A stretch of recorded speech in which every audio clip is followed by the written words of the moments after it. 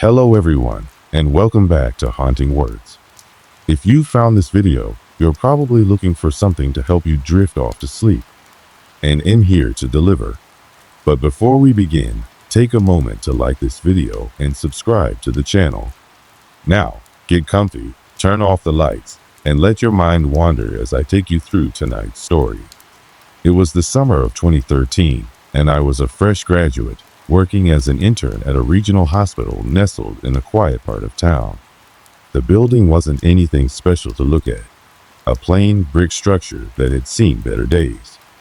Most people only noticed it when they needed medical attention, but for the staff, it was a second home, bustling with life during the day and eerily silent at night. I was assigned to the night shift, along with another intern named Kyle and a nurse named Linda, who'd been at the hospital for nearly 2 decades. Kyle was the outgoing type, always ready with a sarcastic comment to lighten the mood. Linda, on the other hand, was a no-nonsense woman with an air of confidence that only years of experience could bring. As for me, I was just trying to stay awake long enough to get through the night. Our shifts were usually uneventful. The routine was predictable, checking on patients, ensuring medication schedules were followed, and filling out paperwork. Most nights, it was just the hum of fluorescent lights, the rhythmic beeping of monitors, and the occasional shuffle of footsteps in the corridors. The hospital had its quirks. For one, the 4th floor was always empty. I'd heard stories from staff that it was under renovation or that it had structural issues, but no one seemed to have a straight answer. The elevator didn't even have a button for it, and the stairwell leading up to it was locked. Linda once told me, "It's been like that since before I started here.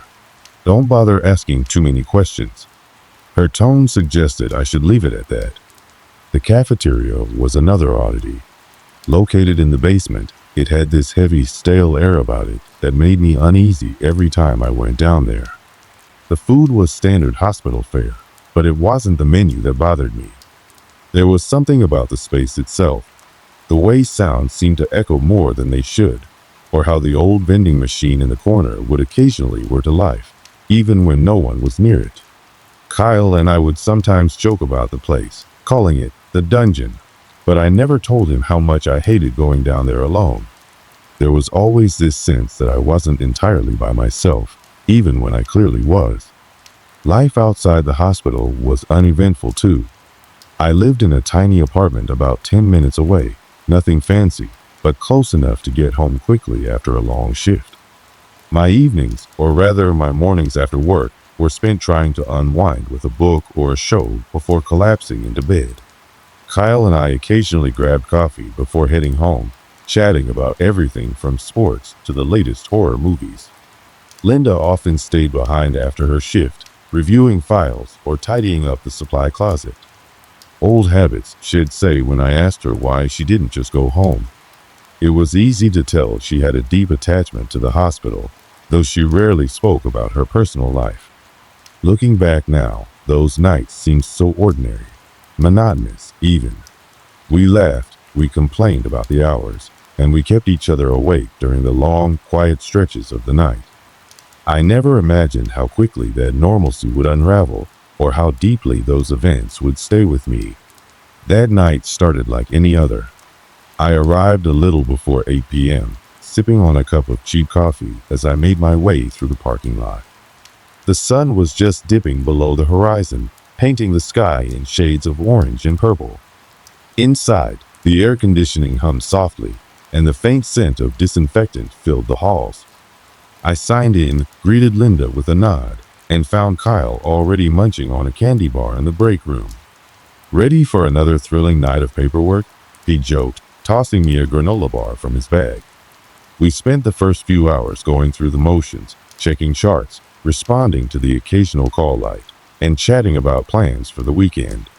Linda joined us briefly, sharing a story about a particularly odd patient shed had earlier in the week. The hours seemed to crawl by, as they always did, but none of us complained. It was better to be bored than overwhelmed. As the clock inched closer to midnight, the hospital grew quieter. The steady hum of activity during the day had faded, leaving behind an unsettling stillness. The kind of silence where every creak, every distant sound seemed amplified. Little did I know that silence was about to be broken in a way I would never forget. The clock had just struck midnight. It was that time of night when exhaustion mixed with a strange clarity, a sense that time had slowed down and everything around you seemed sharper. Kyle had stepped out to grab something from the vending machine, leaving Linda and me in the nurse's station.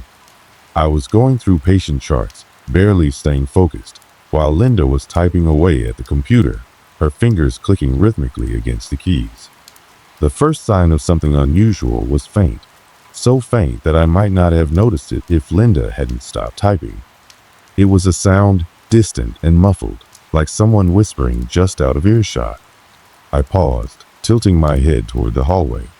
"Did you hear that?" Linda asked, her voice low but steady.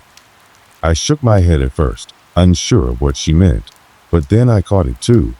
A soft, almost rhythmic murmur coming from somewhere down the corridor. It wasn't unusual for patients to talk in their sleep or for sounds to carry oddly in the quiet of the night. Still, there was something off about it. The tone wasn't conversational or distressed. It was different, like a chant, low and repetitive. "It's probably someone watching TV," I offered, though even I didn't believe it. Linda didn't respond, but the furrow in her brow deepened. Without a word, she stood up and motioned for me to follow her. We walked down the hall, the sound growing slightly louder as we approached the north wing. The lights there were dimmed for the night, casting long shadows across the walls. The air seemed heavier, colder somehow, though I brushed it off as my imagination. As we reached the end of the hall, the murmuring stopped abruptly. Linda glanced at me, her expression unreadable, then opened the door to room 312, the source of the sound. Inside, the patient, a middle-aged man recovering from surgery, was fast asleep. His monitors showed normal readings, and there was no sign of a TV or radio. Linda checked his vitals, her movements quick but calm, while I stood by the door, my eyes scanning the room. "Everything looks fine," she said, her voice quieter than usual. She hesitated for a moment, then added, "Let's head back." As we walked back to the nurse's station, the unease lingered. Neither of us said much, but I could tell Linda was thinking the same thing I was. If the patient was asleep and there was no TV, where had the sound come from? Kyle rejoined us a few minutes later, his arms full of snacks. "You guys look like you've seen a ghost," he said with a laugh, but neither of us responded. The rest of the night passed without incident, but the atmosphere felt different. The silence, which had once been comforting, now felt oppressive. Every creak of the building, every distant sound, seemed to carry a weight it hadn't before. I caught myself glancing over my shoulder more than once, half expecting to see something, or someone, that shouldn't be there. The next night, I tried to push the incident out of my mind. Linda didn't bring it up, and Kyle was his usual self, cracking jokes and complaining about the coffee. But as the night wore on, the same uneasy feeling began to creep in. Around midnight, as I was restocking supplies in the storage room, I heard it again. The faint, rhythmic murmuring. This time, I was alone. The storage room was on the ground floor, far from the patient rooms, and I knew there shouldn't have been anyone nearby. My heart began to race as I strained to hear, hoping to convince myself it was just the hum of the air conditioning or the pipes. But the sound was unmistakable, growing slightly louder before stopping abruptly, leaving me in a deafening silence. I grabbed the supplies and hurried back to the nurse's station, my pulse still racing. Linda noticed immediately. "What's wrong?" she asked, her tone sharp. "Nothing," I said quickly, but the look she gave me made it clear she wasn't buying it. I hesitated, then told her what I'd heard. For a moment, she just stared at me, her expression unreadable. Then she nodded, as if confirming something to herself. "You're not the first," she said quietly. "A few of the night staff have mentioned hearing things. Murmurs, footsteps, even laughter." Her voice dropped even lower. "But they always say it's just the building. Old buildings make noise, right?" Her attempt to sound nonchalant didn't convince me. I could see the tension in her jaw, the way her hands gripped the edge of the desk. She was trying to brush it off, but she was just as uneasy as I was. Kyle, on the other hand, didn't take it seriously at all. When I told him about it, he laughed and said, "Maybe it's the ghost of the fourth floor." Linda shot him a warning look, but he just shrugged. "Come on, you've heard the stories, right? People say the fourth floor is haunted. That's why it's locked." "That's enough, Kyle," Linda said sharply, her tone leaving no room for argument. Kyle raised his hands in mock surrender, but I could tell he wasn't entirely joking. That night, I couldn't shake the feeling that we were being watched. Every time I turned a corner or glanced down a hallway, I half expected to see someone standing there. But there was nothing, just the same empty halls, the same dim lights casting eerie shadows. As I sat at the nurse's station, trying to focus on my work, I couldn't help but feel like the hospital had changed somehow. The walls seemed closer, the air heavier, the silence more oppressive. It was as if the building itself was alive, watching, waiting. And the worst part? I couldn't tell if it was just my imagination, or if something had truly started to wake up. The nights at St. Vincent's became heavier, almost suffocating, as the strange occurrences grew more frequent. It was no longer a single murmur or a fleeting shadow. The hospital had taken on a life of its own, and it was impossible to ignore. It started subtly, as though testing our resolve. Lights flickered in the north wing, a phenomenon we attributed to old wiring. But when the flickering began to follow us down the hallways, each bulb dimming just as we passed, it became harder to dismiss. The air seemed colder there, too, a biting chill that wasn't present anywhere else in the hospital. One night, as Linda and I were organizing supplies, the overhead speaker system crackled to life. The sound was jagged, as if someone were struggling to push words through a failing connection. It was faint, almost inaudible, but it sent shivers down my spine. Linda froze mid-movement, her hands trembling as she clutched a box of gauze. "Who's playing around with the system at this hour?" I muttered, trying to mask my unease. Linda didn't respond. She just stared at the speaker as if expecting it to say something else. When the static died out, she exhaled shakily, her shoulders slumping. "This place," she said softly, "it's not just old. It feels wrong." Kyle, of course, remained his usual skeptical self. "You guys are just letting the stories get to you," he said with a laugh. "It's probably rats or bad wiring." But even he began to falter when the incidents became harder to explain.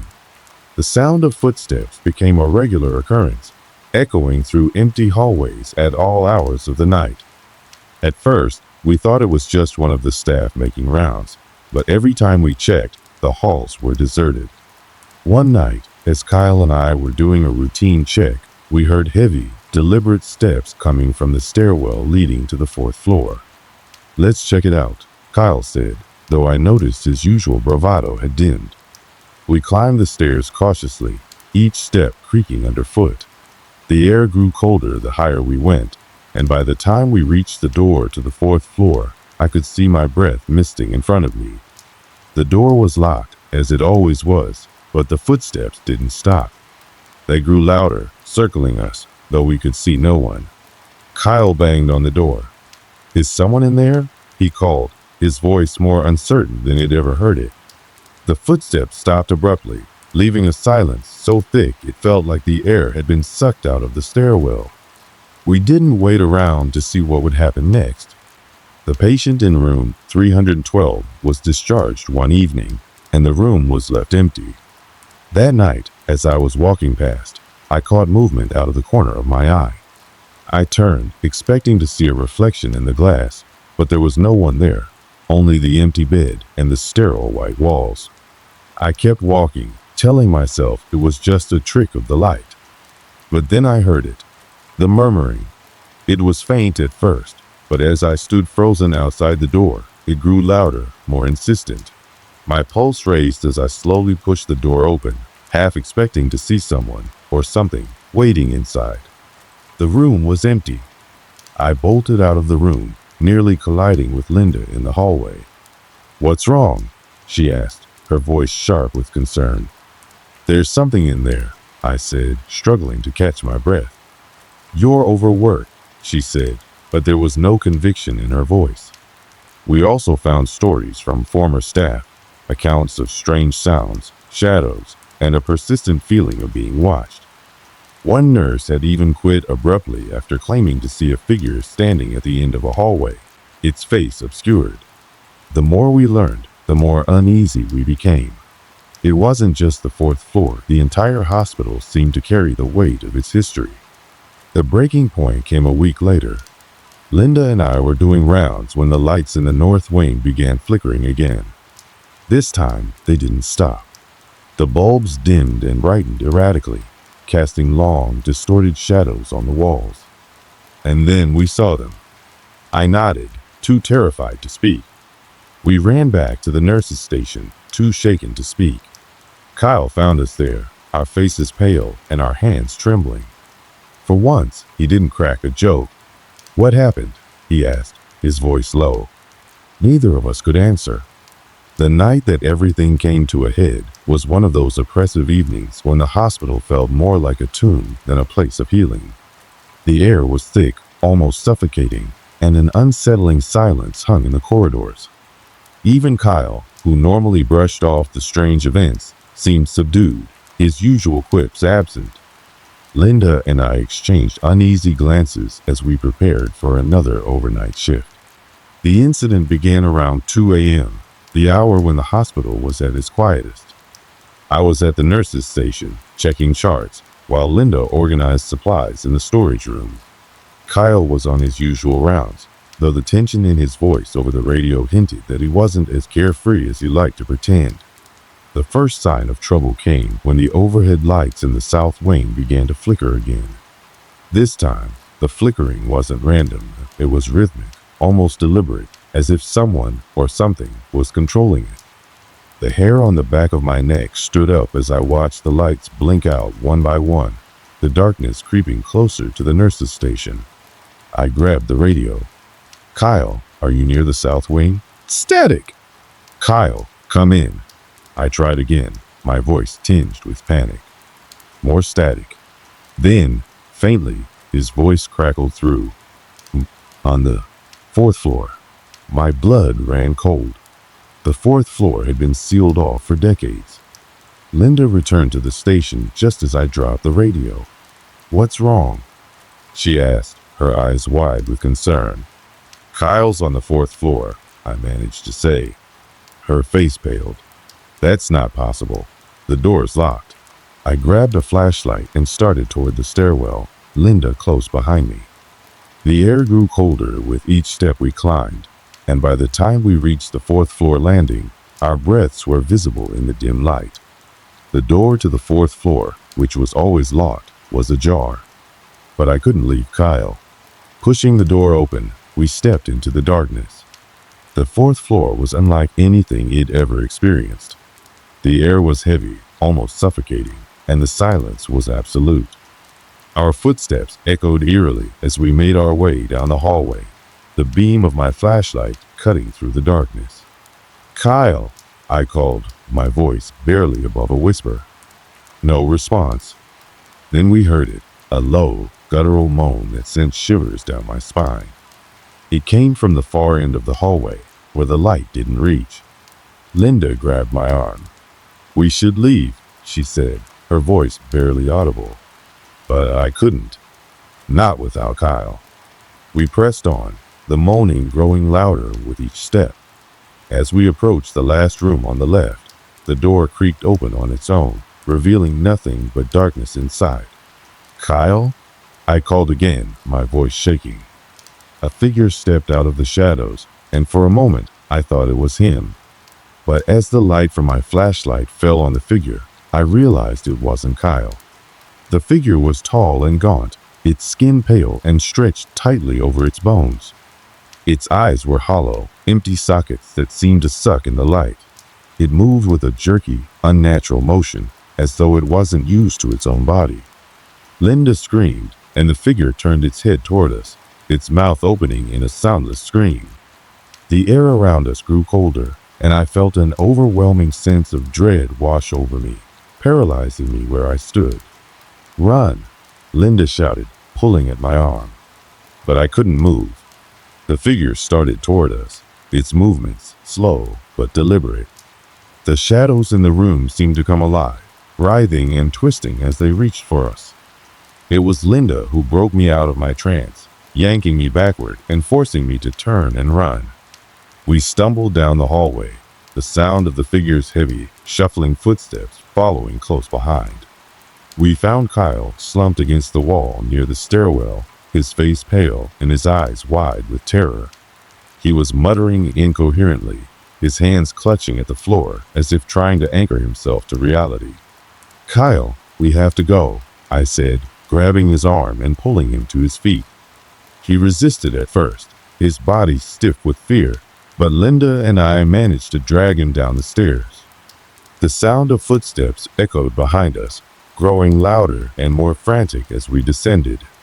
When we reached the ground floor, the door to the stairwell slammed shut behind us, cutting off the sound. The three of us collapsed in the lobby, gasping for breath and trembling with fear. Kyle finally spoke, his voice barely above a whisper. It spoke to me," he said, his eyes wide with terror.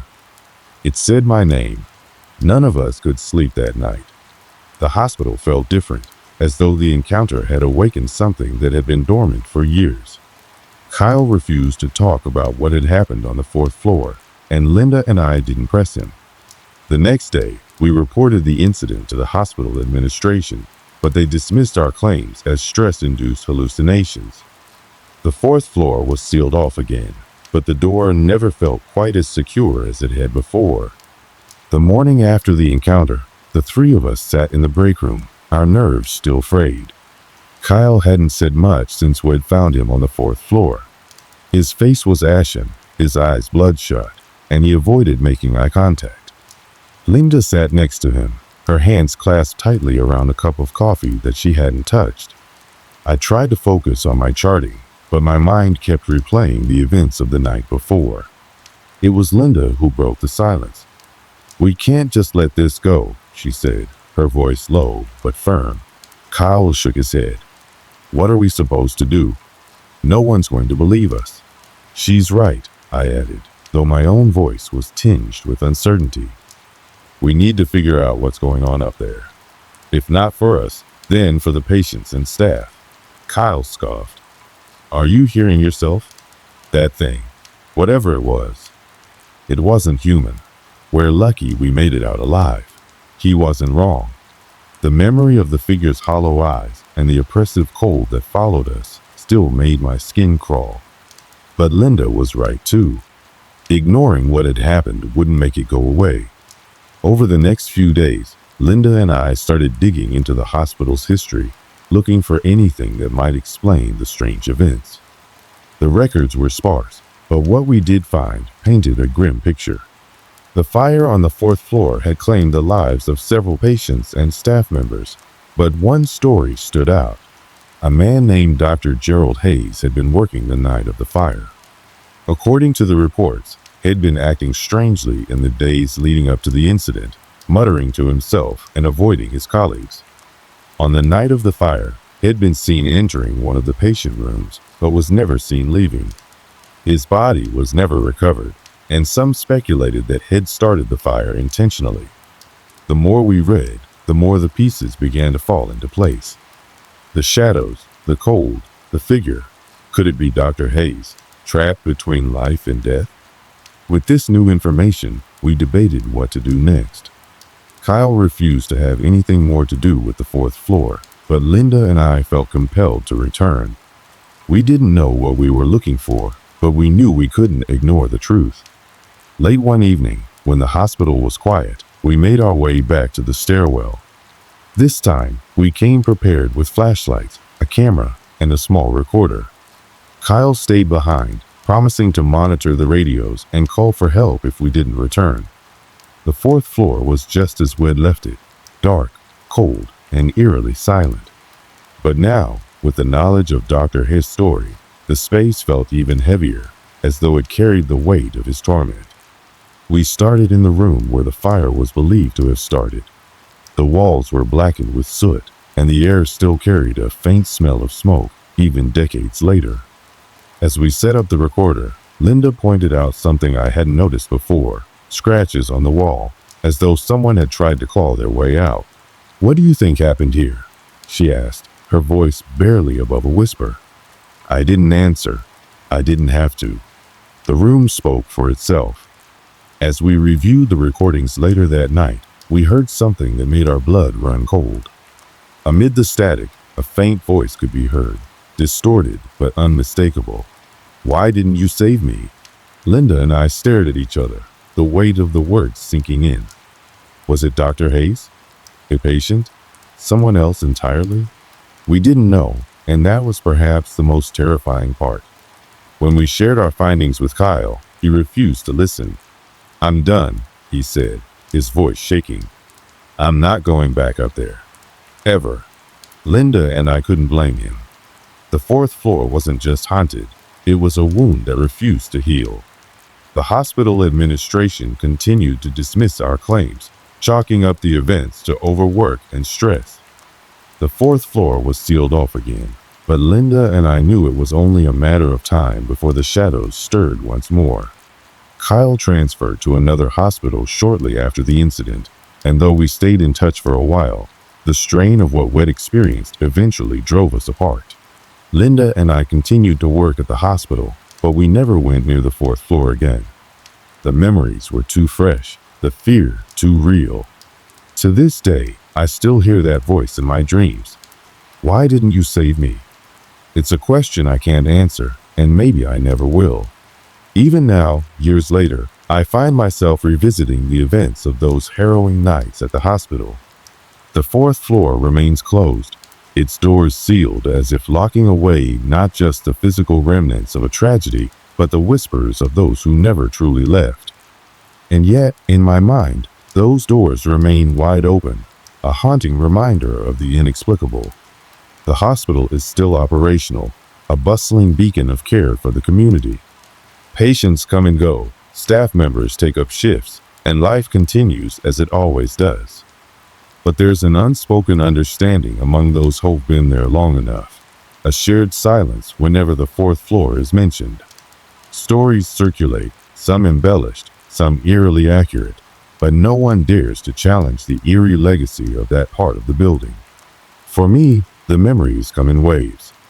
At times, I can dismiss them as the product of stress and exhaustion, the brain playing tricks in the dead of night. But then, there are moments, quiet, unexpected, when a familiar chill brushes against my skin or I hear a faint echo of that voice. Why didn't you save me? I've wrestled with the guilt and fear for years. Did we disturb something that should have been left alone? Were we foolish to probe into the history of the hospital, or was it our duty to uncover the truth? These questions don't have answers, and maybe they never will. Linda moved on from the hospital a few years after the events, taking a position at a smaller clinic where the pace was slower, the stakes less intense. We still keep in touch, exchanging occasional updates about work and life. Every once in a while, our conversations drift back to the fourth floor. Neither of us ever says much. We don't need to. The silence speaks volumes. Kyle, as far as I know, left the medical field entirely. He rarely responds to messages, and when he does, it's clear he doesn't want to revisit the past. I don't blame him. Some wounds don't heal, they simply scab over, waiting for the right moment to bleed again. What I've come to understand is that the world is far more complex and mysterious than we care to admit. As a nurse, I've always believed in the power of science, in the idea that there's a logical explanation for everything. But those nights on the fourth floor taught me otherwise. There are things that defy logic, moments when the veil between the known and the unknown feels paper thin. Maybe the hospital's fourth floor is one of those places where that veil has been torn, where the echoes of the past linger too strongly to fade. But perhaps the most unsettling realization is this: we'll never know the full story. Was it Dr. Hayes? A restless patient? Or something older, something tied to the land long before the hospital was built? The possibilities are endless, and the lack of answers is what keeps the fear alive.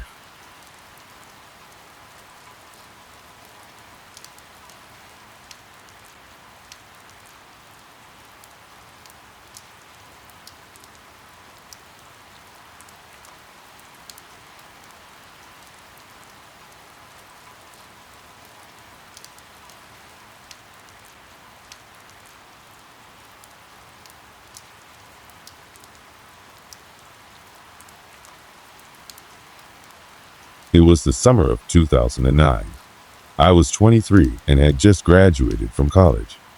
Life felt full of possibilities, yet it also felt a little disjointed, like I was standing on the edge of something big but didn't know how to take the leap. My closest friend at the time, Eric, was in a similar situation. We'd known each other since high school, and while we were different in many ways, we had this unspoken bond that made us stick together no matter what. We'd decided to celebrate our newfound freedom with a road trip. Nothing too extravagant, just two guys, a car, and a map with a few random destinations circled. The plan was simple: camp, explore, and enjoy the outdoors before we both had to settle into the reality of 9-to-5 jobs. Our first stop was a small town nestled deep in the Appalachian Mountains. I can still remember the drive, winding roads flanked by towering trees that seemed to stretch forever. The air smelled fresh, with hints of pine and damp earth, and the sunlight filtered through the dense canopy above, casting shifting patterns on the asphalt. It felt like stepping into another world, one that was untouched and timeless. We arrived in the late afternoon and checked into a modest cabin on the edge of the woods. It wasn't anything fancy, just a small wooden structure with 2 rooms, a kitchenette, and a porch that faced the forest. The cabin owner, an older man with a weathered face and a quiet demeanor, handed us the keys and gave us a few warnings about the area. He mentioned bears, staying on marked trails, and respecting the forest. Nothing out of the ordinary, but his tone was serious enough to stick with me. Eric, being the more adventurous of the two of us, laughed it off. "He's just trying to spook the tourists," he said as we unloaded our bags. I wasn't so sure, but I kept my thoughts to myself. The first evening passed uneventfully. We cooked hot dogs over a small fire pit outside the cabin, talked about life, and reminisced about our high school days. Eric, ever the storyteller, regaled me with tales of his brief stint as a camp counselor. We laughed until the fire burned down to embers, and the forest around us became a wall of impenetrable darkness.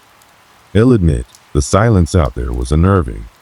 Growing up in the suburbs, I wasn't used to being so far from civilization. The absence of car engines, barking dogs, and distant chatter made the woods feel alive in a way I couldn't quite explain. Every rustle of leaves or snap of a twig sent my imagination into overdrive. By the time we called it a night, the air had turned chilly. I remember standing on the porch for a moment, staring into the forest. The trees were just shadows against the faint light of the moon, and the path leading into the woods seemed to dissolve into nothingness. A strange unease crept over me, but I brushed it off as first night jitters.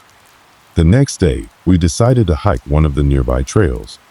Eric had found a map in the cabin, and there was a marked path that led to a scenic overlook about 3 miles away.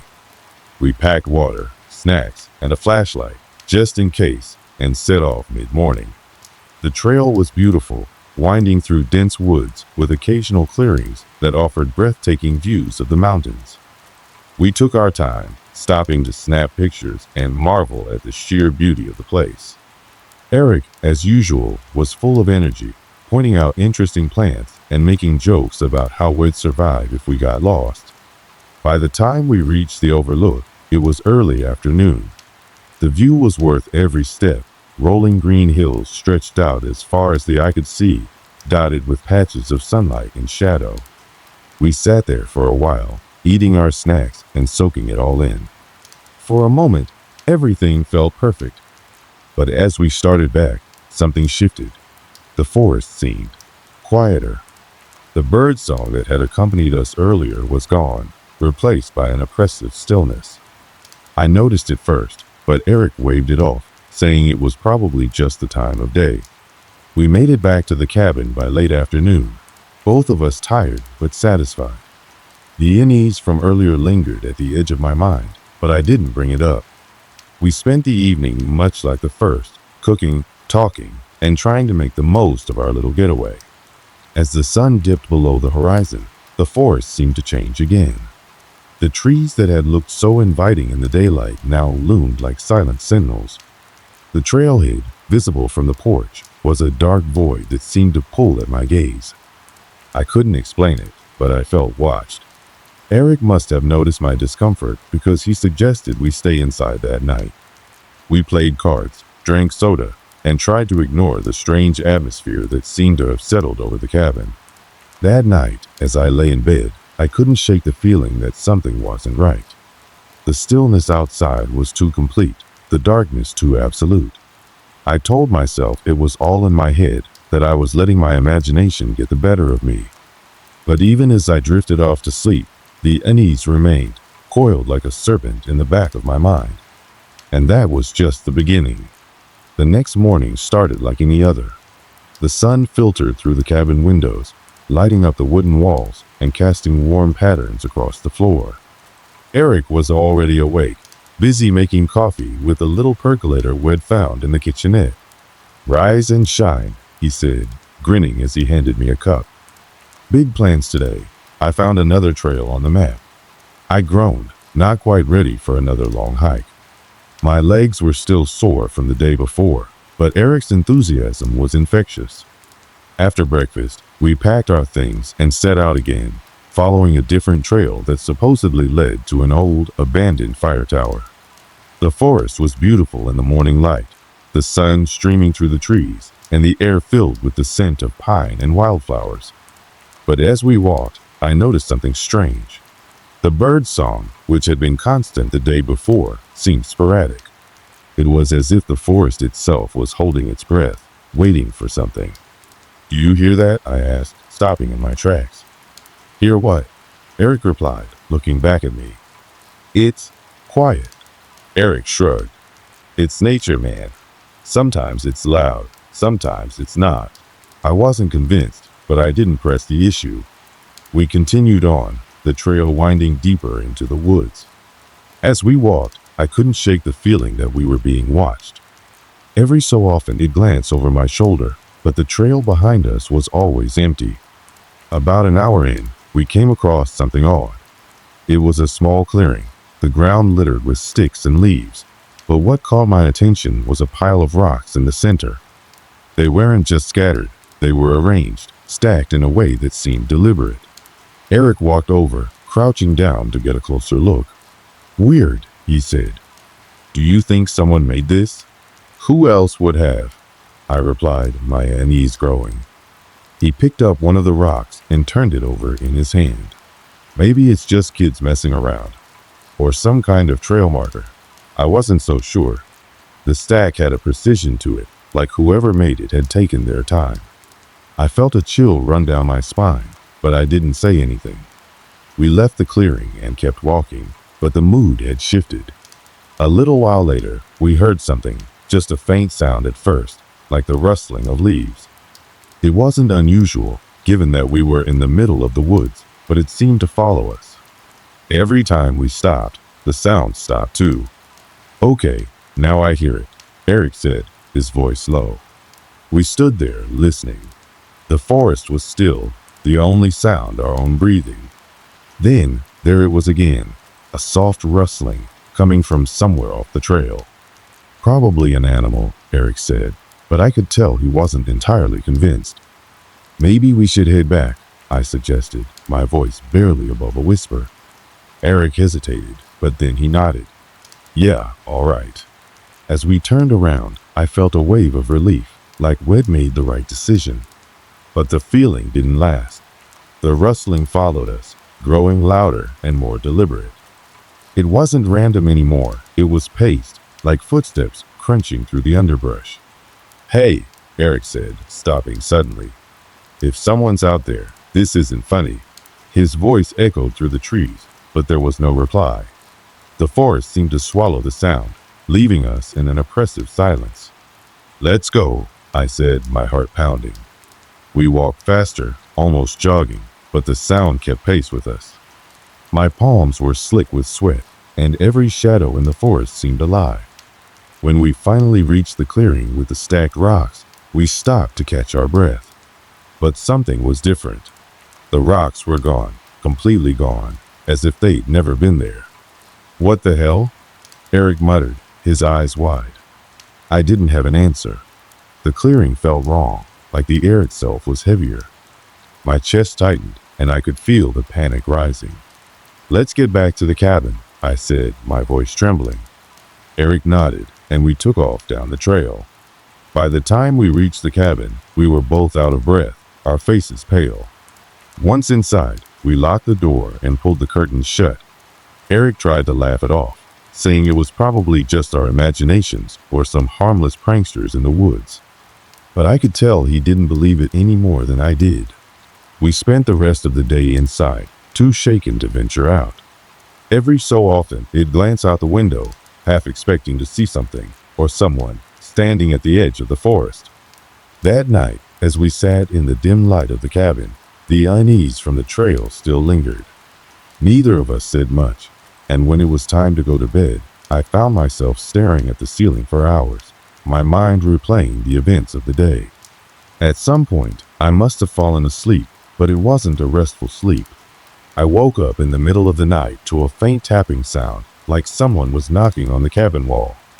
"Eric," I called out, my voice barely audible. No answer. I sat up, straining to hear. The tapping came again, this time from the window near the kitchenette. My heart raced as I reached for the flashlight we'd left on the nightstand. When I finally gathered the courage to shine the light toward the window, there was nothing there, just the darkness of the forest beyond.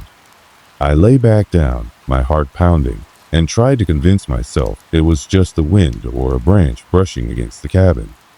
But deep down, I knew that wasn't the case. Something was out there, and it wasn't done with us yet. The next morning, I woke up to a strange heaviness in the air. It was like the cabin itself was holding its breath. Eric was already up, sitting at the small dining table with his coffee, staring out the window. He didn't say a word as I walked over, and when I followed his gaze, I understood why. The clearing behind the cabin, which had been empty the night before, now had another stack of rocks. This one was taller, more intricate, with smaller stones balanced precariously on top of larger ones. It didn't make sense. No one could have done that without making a sound, and wedlocked all the doors and windows. "You saw this when you got up?" I asked, my voice shaky. Eric nodded, his jaw tight. "It wasn't there last night." We stood in silence, the tension thick between us. Finally, Eric broke it. "We should go check it out." I hesitated. Every instinct in me screamed to stay inside, but Eric was already pulling on his boots.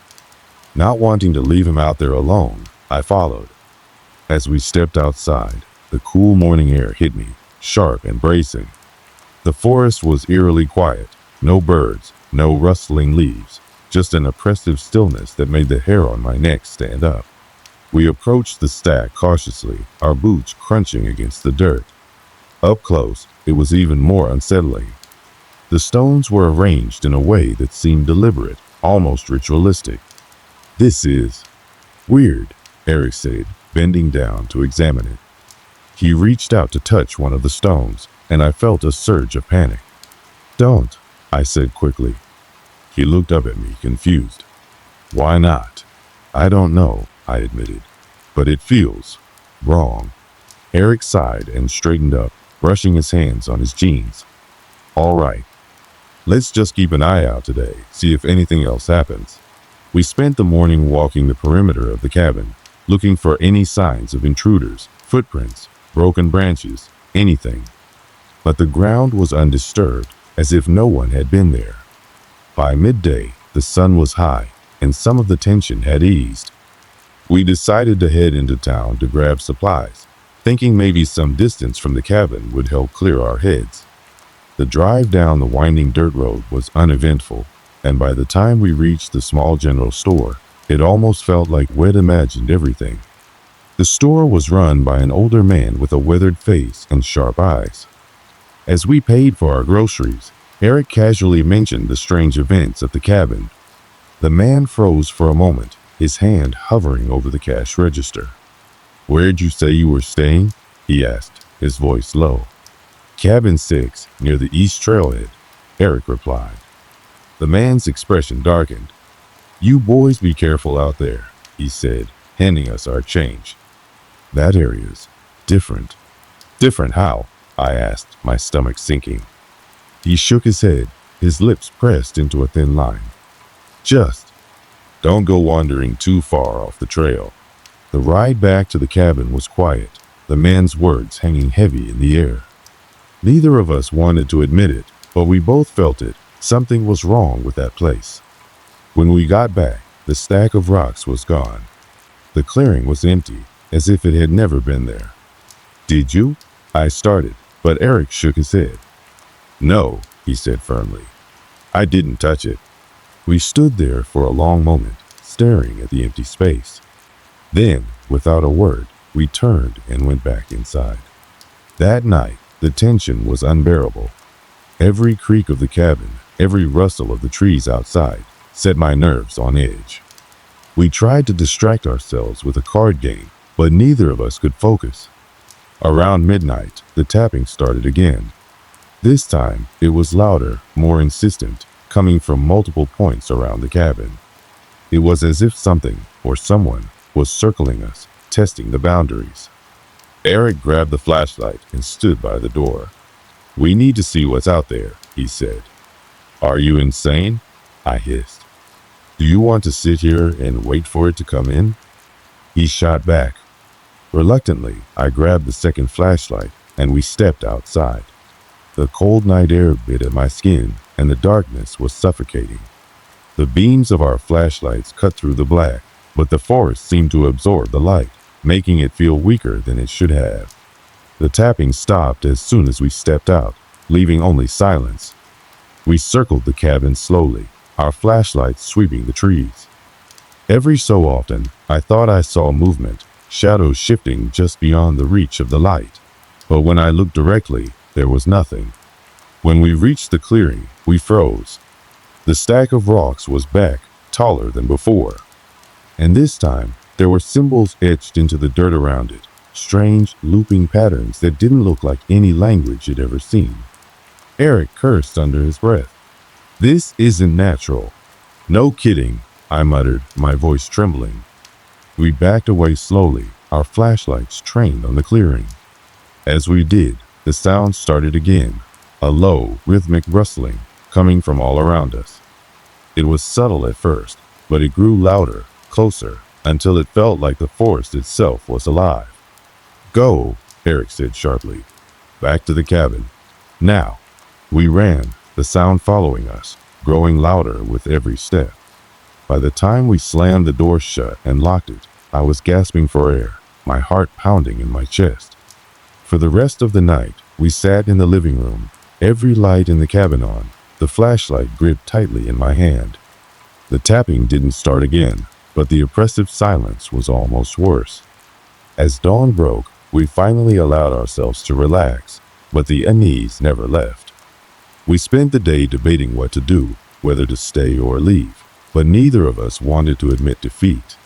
By late afternoon, Eric suggested we explore the area around the clearing, see if we could find any clues. I wasn't thrilled with the idea, but I couldn't let him go alone. We set out with flashlights and a camera, determined to document whatever we found. The forest was still unnaturally quiet, the air heavy and still. When we reached the clearing, the stack of rocks was gone again, but the symbols in the dirt remained. Eric took pictures while I examined the area. The symbols were intricate, almost hypnotic, and the more I looked at them, the more they seemed to shift and change. "Let's go," I said finally, unable to shake the feeling that we were being watched. As we turned to leave, a sudden gust of wind swept through the clearing, scattering leaves and filling the air with an eerie, whistling sound. It was the first movement we'd seen in hours, and it felt like a warning. We ran back to the cabin, our nerves frayed and our minds racing. Whatever was happening, it wasn't over. The night after our latest expedition into the clearing, I couldn't shake the feeling that something was waiting for us. The air was colder, heavier, and the darkness seemed thicker than before. The tapping, the symbols, the constant feeling of being watched, it was all too much. I tried to convince myself that it was just nerves, but deep down, I knew something had changed. We had dinner quietly that evening, both of us barely speaking, lost in our thoughts. Eric had insisted we stay one more night, hoping that the strange occurrences would stop if we didn't acknowledge them. But I wasn't sure I believed that anymore. Something was different now, something sinister. Around midnight, I was half asleep when I heard a loud, unmistakable bang. It came from the front door. I shot up, my heart racing in my chest. Eric was already out of bed, reaching for the flashlight. "What was that?" I whispered. "I don't know," he said, his voice low and tense. The house was eerily still, but the air felt charged, like a storm was coming.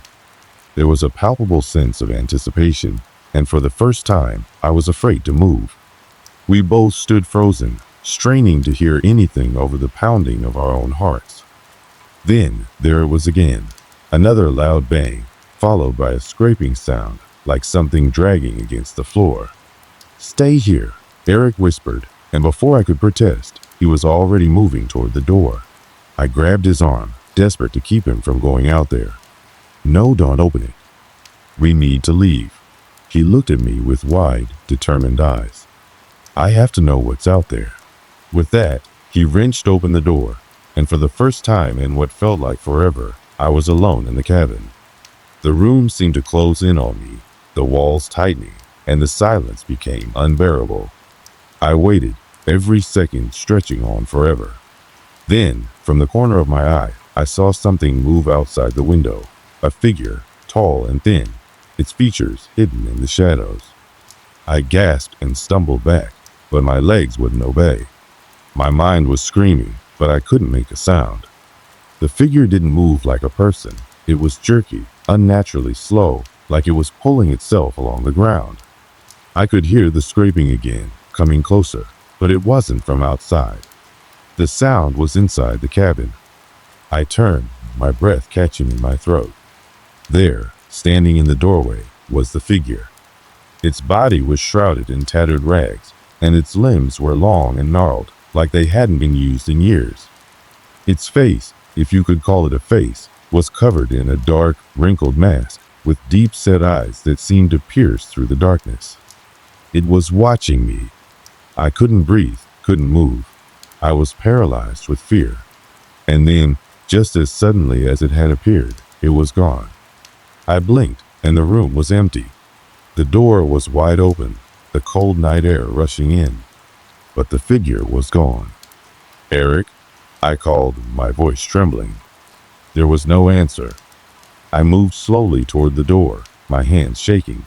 I stepped outside, my flashlight flickering, and turned in every direction. But Eric was nowhere to be seen. The world was quiet again, but I didn't feel safe.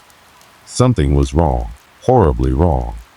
I started to call out for him, but then I saw it. In the clearing, the stack of rocks was back, but it wasn't the same as before. This time, it wasn't just rocks. It was a figure, standing in the middle, draped in the same tattered rags.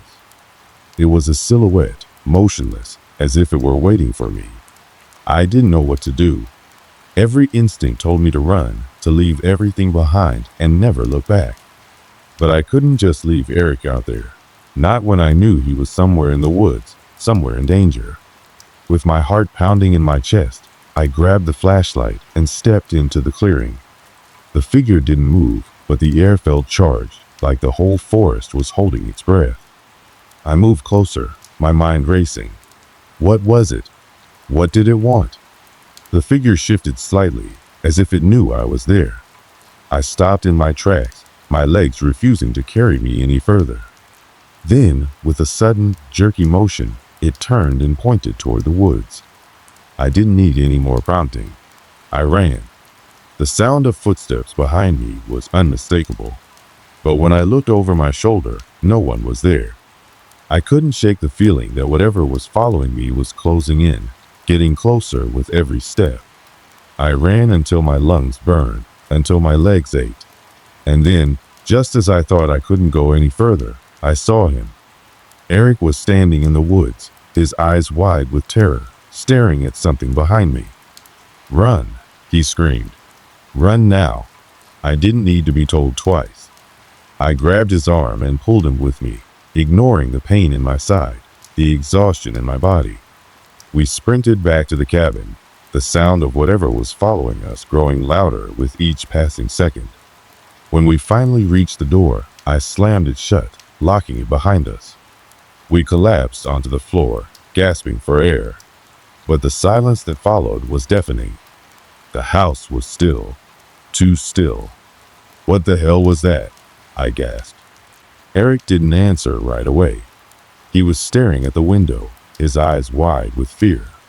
Finally, he spoke, his voice trembling. "I don't know, but it's still out there." I turned toward the window, my heart racing. And there, standing just beyond the trees, was the figure watching us. It didn't move. It didn't need to. We stayed there for hours, not daring to move, not daring to sleep. The figure never left. We never knew what it was, but we both understood one thing. It wasn't alone. The hours dragged on in the cabin, every second stretching out in an unyielding grasp of terror. Eric and I sat, huddled in the farthest corner of the room, our eyes never leaving the window.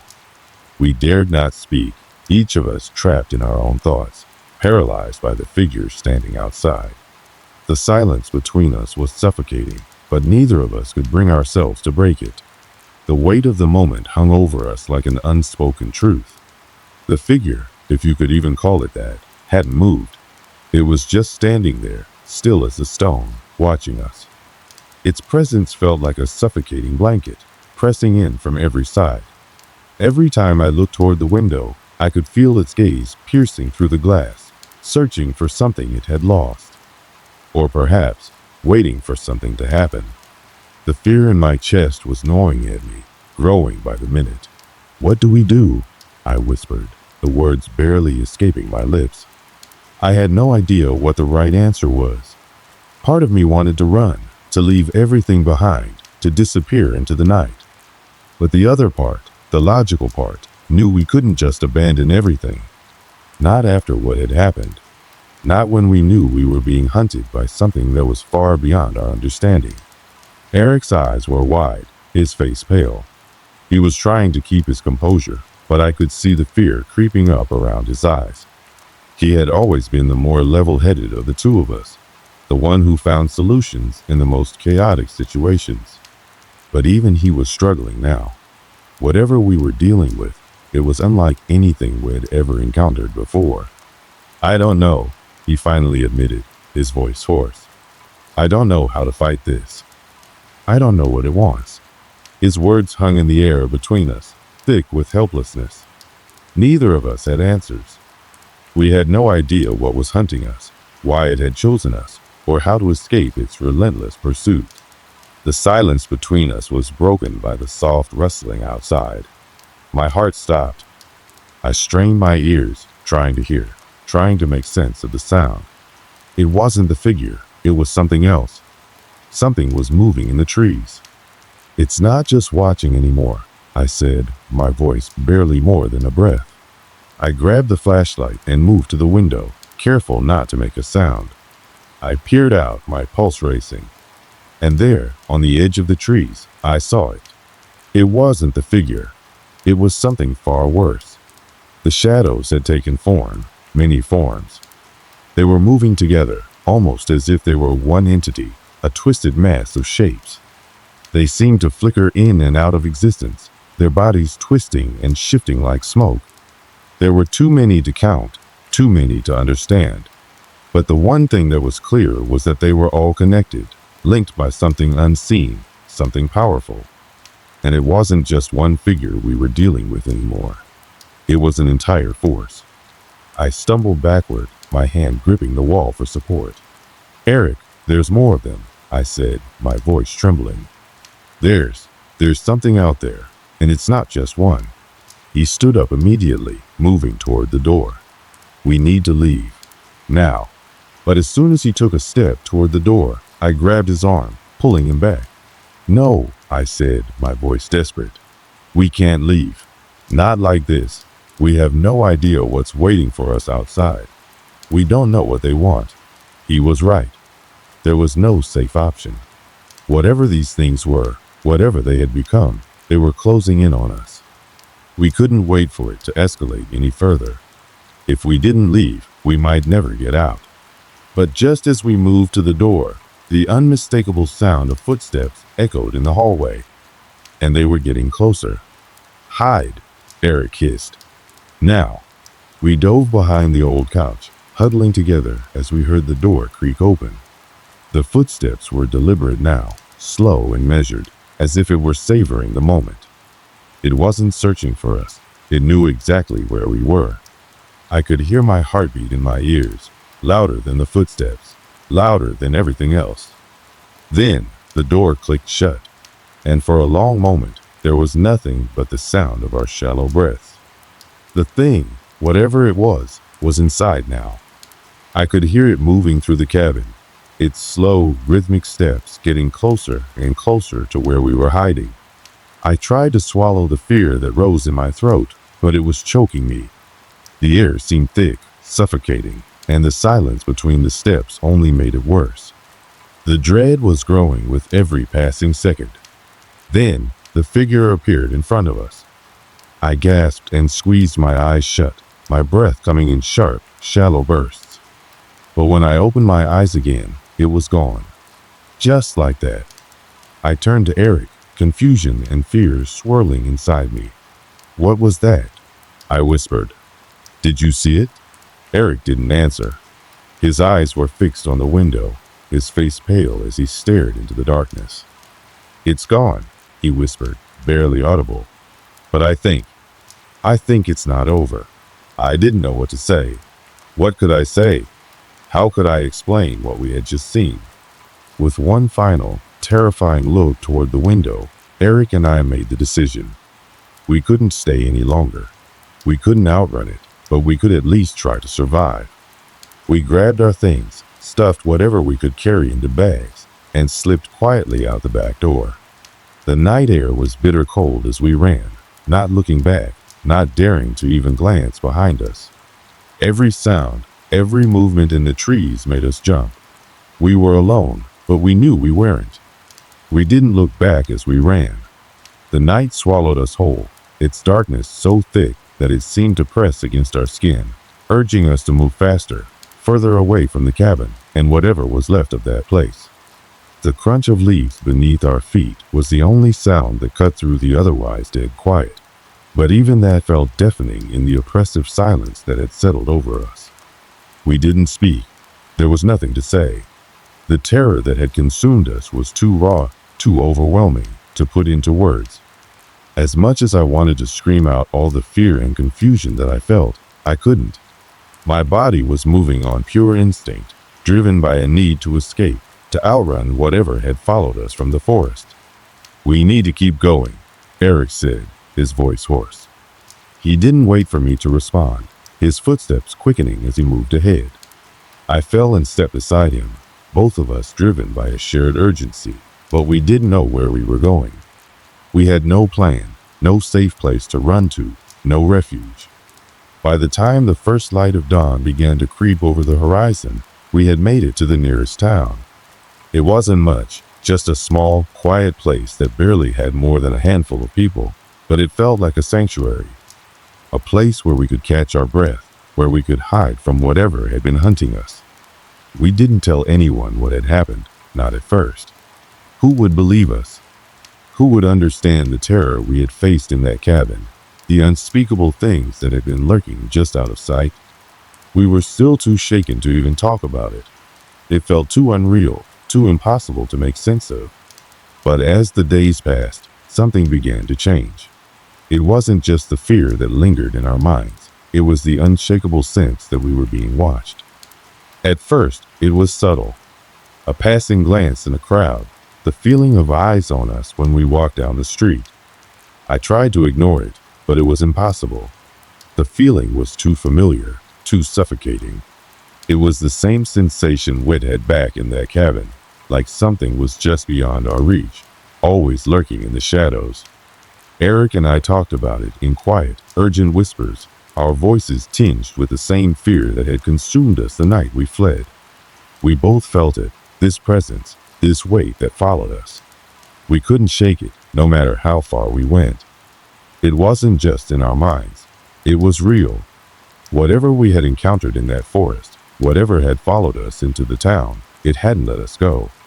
One night, a few weeks after we had escaped, I was lying in bed, staring at the ceiling, when I heard it again. That soft, rustling sound. The sound of something moving just outside my window. My heart skipped a beat, and I bolted upright, my eyes scanning the room, trying to make sense of what was happening.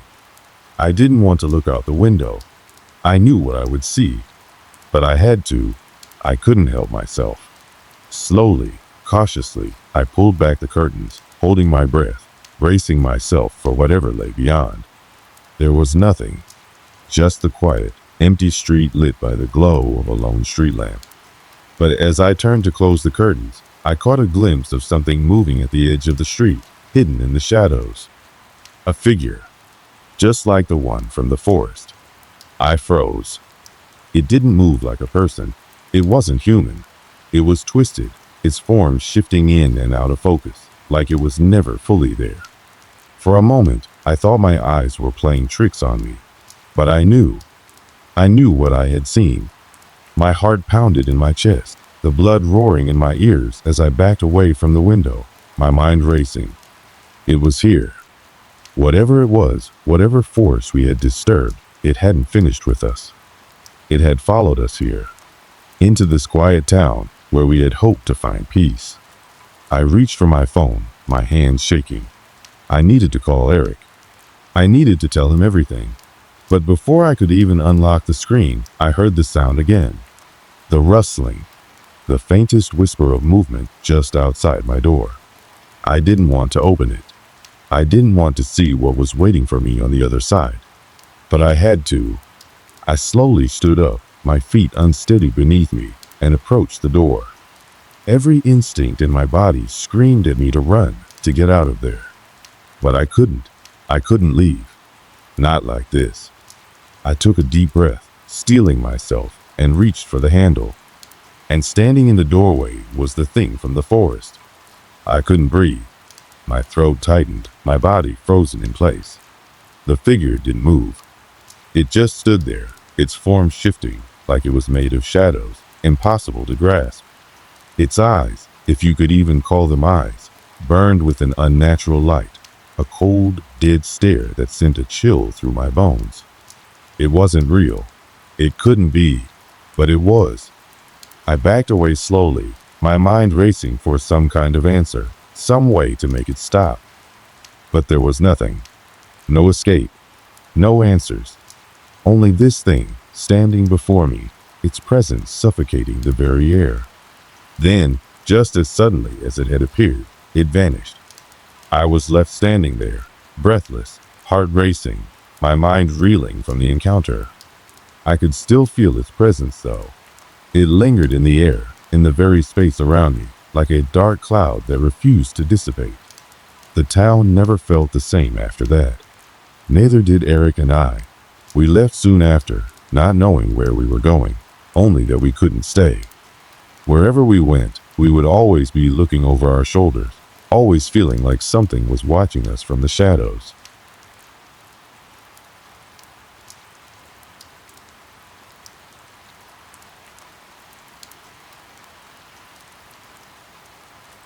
This story took place a few years ago, but I still remember it like it was yesterday. It was the middle of winter, and I had just finished a long day of work in the city.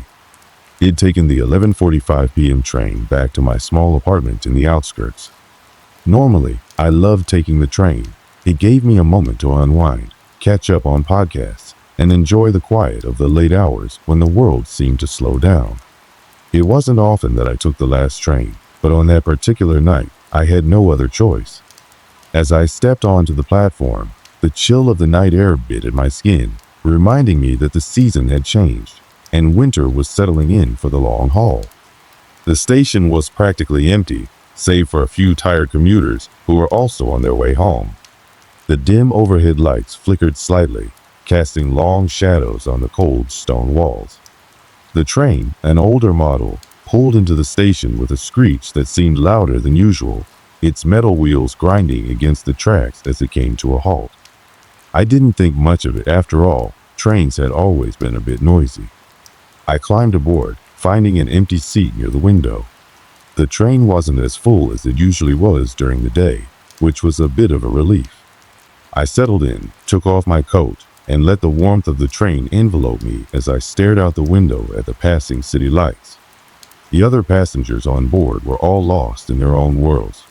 Some were reading, others were scrolling through their phones, and there were a couple of people who appeared to be asleep, their heads bobbing gently with the motion of the train. The train started moving, picking up speed as it rolled out of the station and into the dark, quiet night. The rhythmic click-clack of the tracks became a lullaby, and I found myself relaxing, my mind wandering as I thought about the events of the day. I didn't know it then, but this would be the last peaceful moment of my journey. The normalcy of that ride would soon be shattered by something that I still can't fully explain.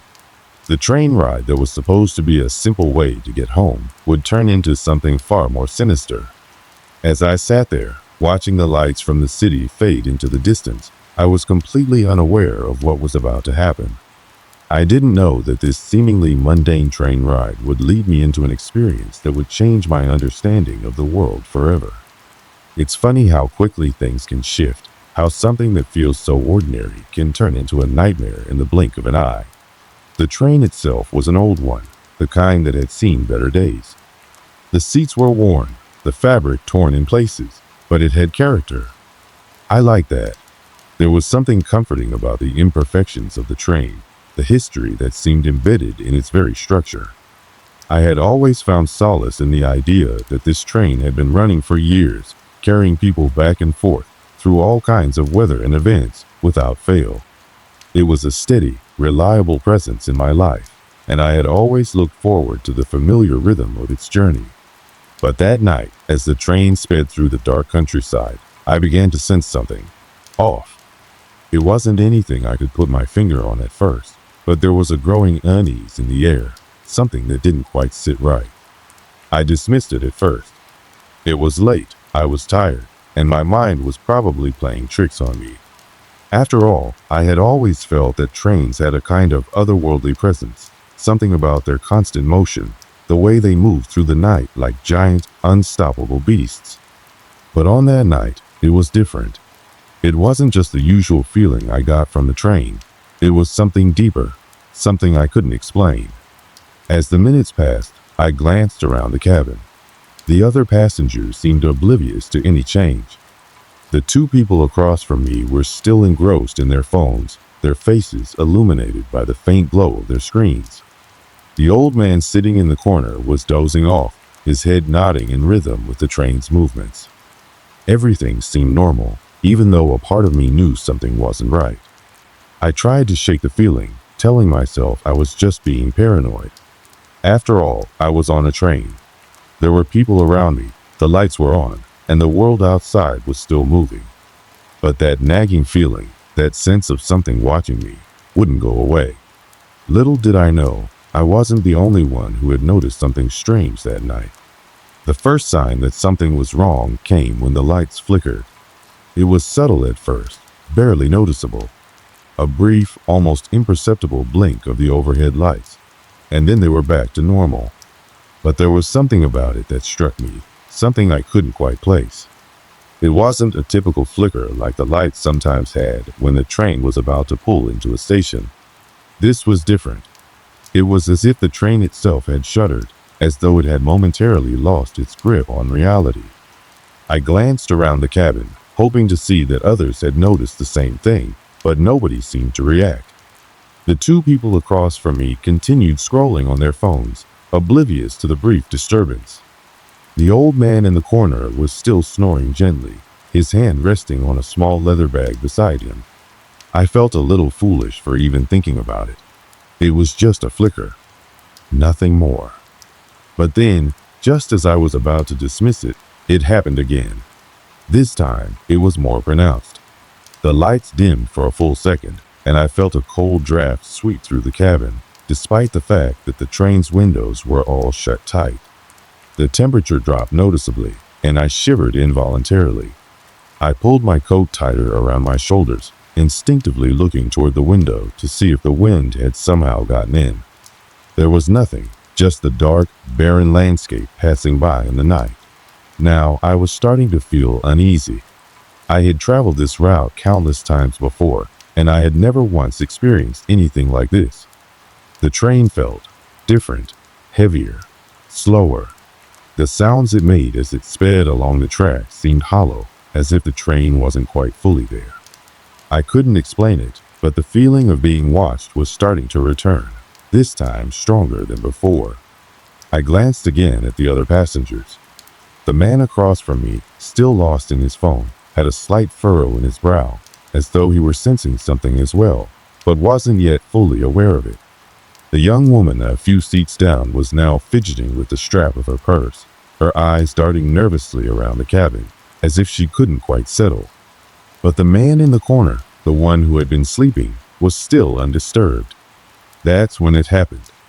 Out of nowhere, the train let out a sound, a low, grinding noise that seemed to come from deep within its belly. It wasn't the usual squeak of the wheels against the tracks. No, this was something different, something that rattled the bones. The entire cabin seemed to vibrate with it, the sound echoing through the walls, vibrating the very air. The lights flickered again, this time for much longer, and the train slowed, just a little, but noticeably. For the briefest of moments, everything seemed to come to a complete stop. The train lurched, as if it had come to a dead halt, and then slowly, reluctantly, began to move again. But there was no station in sight, no reason for the delay. There was only the black void outside the windows, stretching endlessly, and the sound of the train pushing forward again, though this time it felt different. I wasn't the only one who noticed. The young woman across from me was now wide-eyed, staring at the door at the end of the car. Her face was pale, her lips trembling, but she didn't speak. She just sat there, clutching her purse tightly in her lap, as if bracing for something. I leaned forward, about to ask her if she was okay, but just as I opened my mouth, the old man in the corner suddenly stirred. He hadn't moved a muscle the entire ride, but now his eyes flickered open. His gaze, however, wasn't focused on anything in particular. His eyes were unfocused, almost as if he were still dreaming. Then, without a word, he turned slowly and looked directly at me. His stare was cold, empty. I froze, suddenly aware of the silence that had enveloped the train. The low hum of the engine had stopped, leaving behind a silence that pressed down on everything. There was something profoundly unsettling in his eyes, a hollow gaze that sent a chill down my spine. He didn't say anything. He didn't move. He just kept looking at me, and then at the young woman across the aisle. It was only then that I realized the train had become eerily quiet. The usual background noise, the sound of wheels on tracks, the subtle hum of the train's internal workings, it was all gone. The air felt thick, stagnant. I couldn't explain why, but I felt a growing sense of dread tightening in my chest. The young woman across from me shifted uncomfortably in her seat, still clutching her purse. She looked up, meeting my eyes for the first time, and I saw something in her gaze that made my stomach drop. It wasn't just fear, it was recognition. Recognition of something I couldn't see, but could feel. Something we both knew was there, but didn't want to acknowledge. Did you hear that?" she whispered, her voice barely audible over the humming of the train. I nodded slowly, unable to speak. The weight of her words settled over me like a fog. I wasn't the only one who felt it. There was something wrong, something on the edge of our perception, lurking just beyond our understanding. And yet, All we could do was sit in silence, waiting for the inevitable. The old man, still staring at us with his hollow gaze, seemed to be waiting as well, as though he were somehow in on it. He didn't speak, didn't acknowledge anything else. He just sat there, unmoving, as the train rattled forward into the darkness. Then, without warning, the lights flickered one last time. They didn't just flicker, they went out completely, plunging the cabin into darkness. For a brief, terrifying moment, everything stopped. The train, the world, time itself. And then, the lights came back on. But the train was no longer moving. The world outside the window was no longer the familiar, dark landscape of the countryside. It was something else entirely. The air inside the train had thickened, the silence pressing down on me like a heavy weight. The abrupt plunge into darkness, followed by the unsettling flicker of the lights, left a knot of dread tightening in my stomach. My hands, now clammy and shaking, gripped the armrest of my seat as I tried to process what had just happened. The train was still, completely still. The world outside the windows was now nothing but an impenetrable black void. The soft hum of the engine had vanished entirely, and the once familiar rattle of the wheels on the tracks was gone. All I could hear was the faint sound of my own breathing, loud in the suffocating silence that seemed to envelop the entire cabin. I glanced at the others. The young woman was trembling now, her body stiff with fear. She kept glancing at the door at the far end of the car, her eyes wide and her breathing shallow. She was trying to hide it, but it was clear she was terrified. The old man hadn't moved. His eyes were still fixed on us, unwavering. His gaze was colder now, almost predatory, but there was no emotion in it, just a hollow stare that sent an icy chill crawling under my skin. I opened my mouth to speak, to say something, anything that might break the tension, but the words caught in my throat. My mind raced, desperately trying to find an explanation for what had just occurred. Could it have been a mechanical failure? A glitch in the electrical system? But the way the air had grown heavy and oppressive, the way the lights had flickered and the temperature had dropped, it didn't feel like a malfunction. It felt otherworldly. Suddenly, there was a soft scraping noise from the back of the train, a sound that seemed to crawl across the walls. I turned sharply, heart hammering in my chest, but there was nothing. The door at the far end of the car stood ajar, but beyond that, there was only blackness. The scraping sound came again, closer this time, as if it were moving toward us, dragging itself across the floorboards. The train remained eerily still. The air was so thick that I could almost taste it. "Did you hear that?" the young woman whispered hoarsely, her voice shaking. I nodded, barely able to hold my own breath as I strained to listen. The sound was getting louder, but still, there was nothing visible. No source. The more I listened, the more it seemed to fill the air around us, resonating with a strange and oppressive energy. Maybe it's the train," I muttered, though I didn't believe it for a second. But my words only made the young woman flinch. She pulled her purse tighter to her chest and, without a word, stood up. "I can't stay here," she whispered. Before I could react, she walked toward the door at the far end of the car. Her steps were hesitant, tentative, as though she feared what she might find if she ventured beyond. But there was a look of determination in her eyes, the same look that drove me to stand up, despite the sense of dread pooling in my stomach. I followed her, stepping carefully down the aisle, my heart pounding with every footstep. The scraping sound continued to echo from the back of the train, a rhythmic, almost deliberate noise.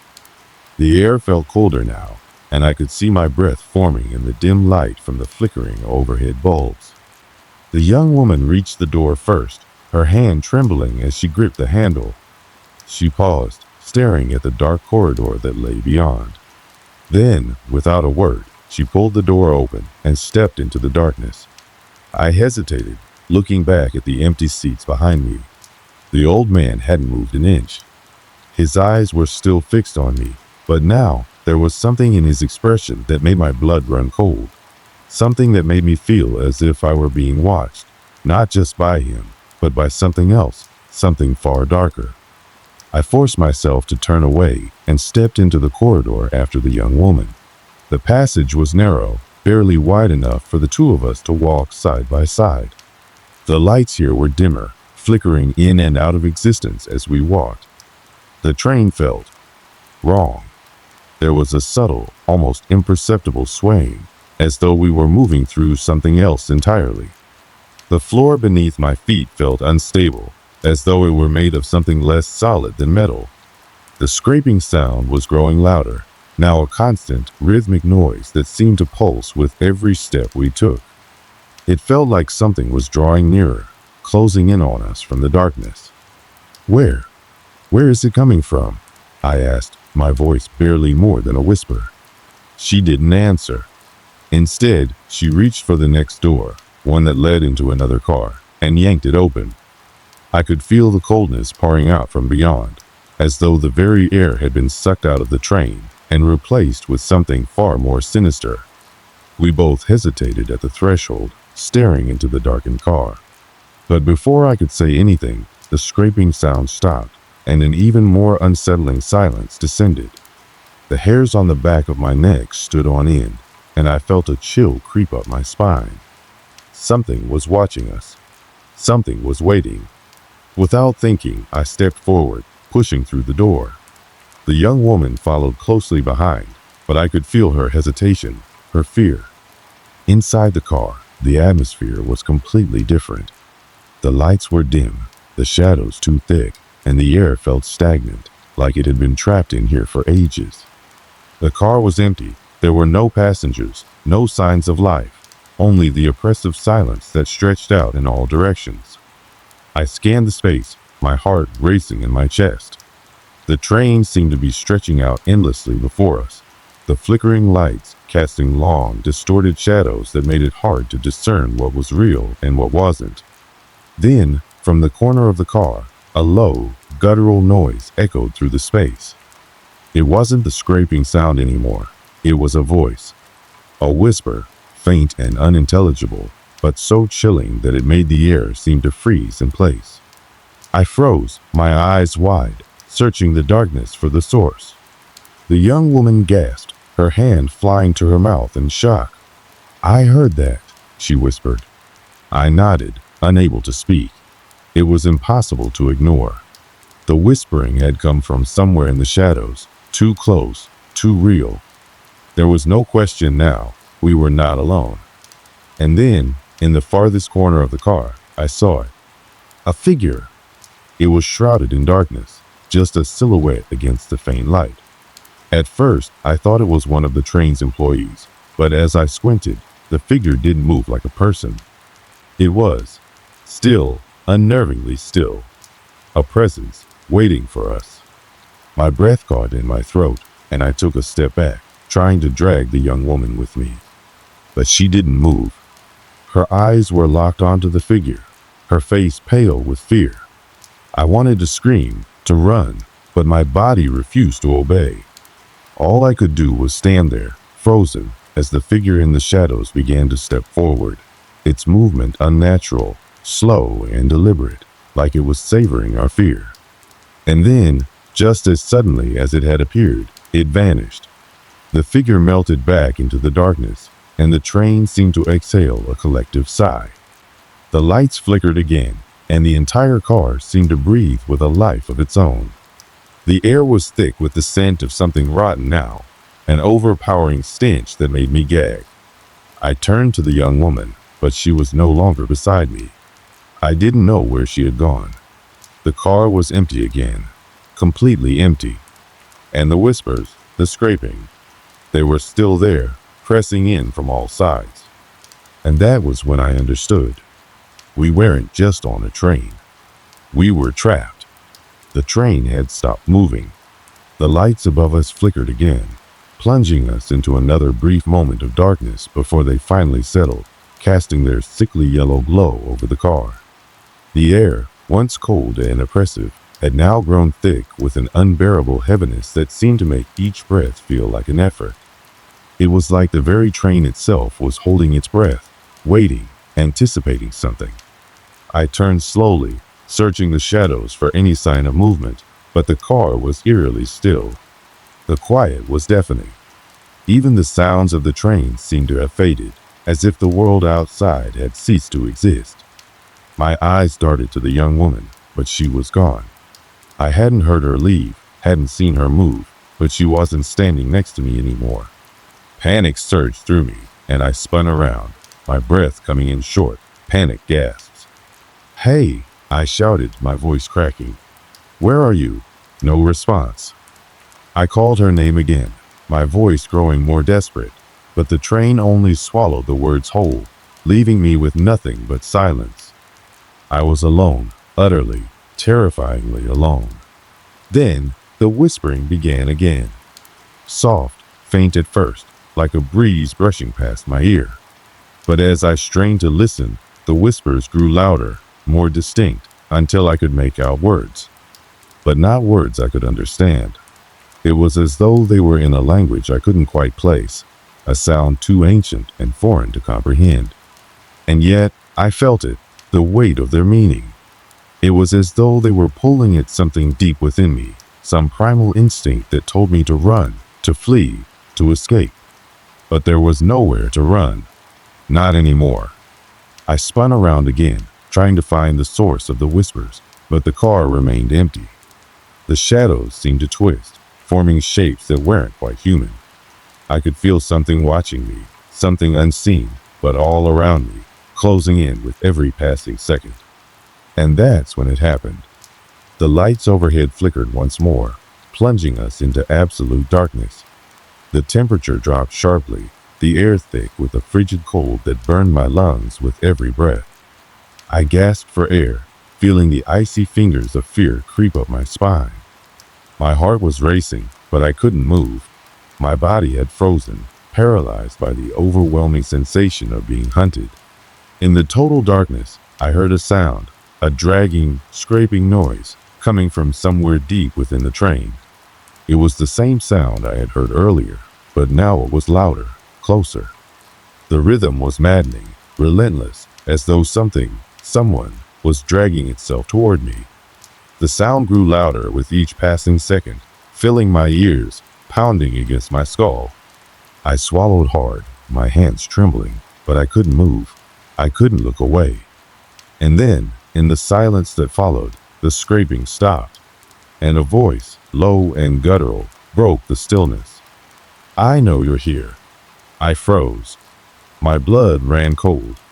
The voice was coming from somewhere behind me, but when I turned, I saw nothing. Just the empty, shadowed corners of the car. "You can't run," the voice whispered again, its tone slow, deliberate. "Not anymore." And then, in the darkness, something moved. It was fast, faster than I could have imagined. Something, or someone, leapt at me from the shadows, its shape a blur of movement in the blackness.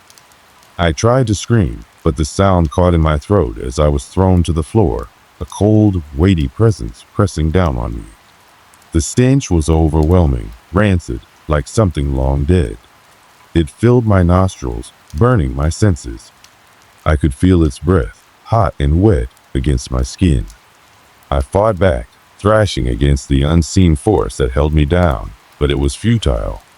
It was too strong, too powerful. The darkness around me seemed to swallow everything, my screams, my thoughts, even the air itself. I couldn't breathe, couldn't think. Only the fear, the crushing, suffocating fear, remained. Then, just as suddenly as it had come, the force released me. I gasped for air, my body trembling with exhaustion and terror. My heart raced in my chest, my head spinning as I struggled to sit up. The whispers had stopped, but the air still felt heavy, thick with an unnatural presence that pressed down on me from all sides. I looked around, dazed, and that's when I saw it. The figure. It was standing at the far end of the car, just inside the doorway that led to the next compartment. Its shape was barely visible in the dim light, but I could see enough to know that it was human, and not human at the same time. Its features were blurred, shifting, like smoke or mist, but its eyes, they were glowing. cold, white-hot orbs that seemed to pierce through the darkness, locking onto me with a gaze that sent a chill straight through my bones. I couldn't look away. It took a step forward, its movements slow and deliberate, like it was savoring the moment. I wanted to run, but my body wouldn't obey. My legs felt like they were made of lead, my feet glued to the cold floor beneath me. I could hear my own breath, ragged and sharp, but all around me, the train was silent. Too silent. Another step. And then, the figure spoke again, its voice an eerie, hollow echo that seemed to come from all directions at once. "You shouldn't have come," it hissed. "Now you belong to the train." The words made no sense, but the terror in them was real, suffocating. My heart was pounding in my chest as I watched it take another step. And then another. Slowly, deliberately, it advanced, its eyes locked onto mine, its presence filling the entire car. The whispers returned, this time louder, more frantic. The shadows seemed to close in around me, pressing against me from all sides, suffocating me. I could barely think, barely breathe. And then, without warning, the figure lunged. I screamed as its hands closed around my throat, its fingers cold as ice. The world went black, and for a brief moment, I thought it was the end, that everything would fade away, and I would be lost forever in the darkness. But just as quickly, the pressure on my throat released. I gasped, my chest heaving with desperate breaths. I looked up, but the figure was gone. The car was empty again. Silent. Still. I was alone. Or so I thought. The doors at the far end of the car slammed shut with a deafening bang. The train lurched forward, its movement sudden and jarring. I stumbled to my feet, my legs unsteady beneath me. But I wasn't alone anymore. There was something else here with me.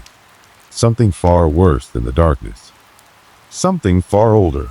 I heard the sound of footsteps behind me, slow, deliberate. I didn't turn. I couldn't. I already knew what was coming.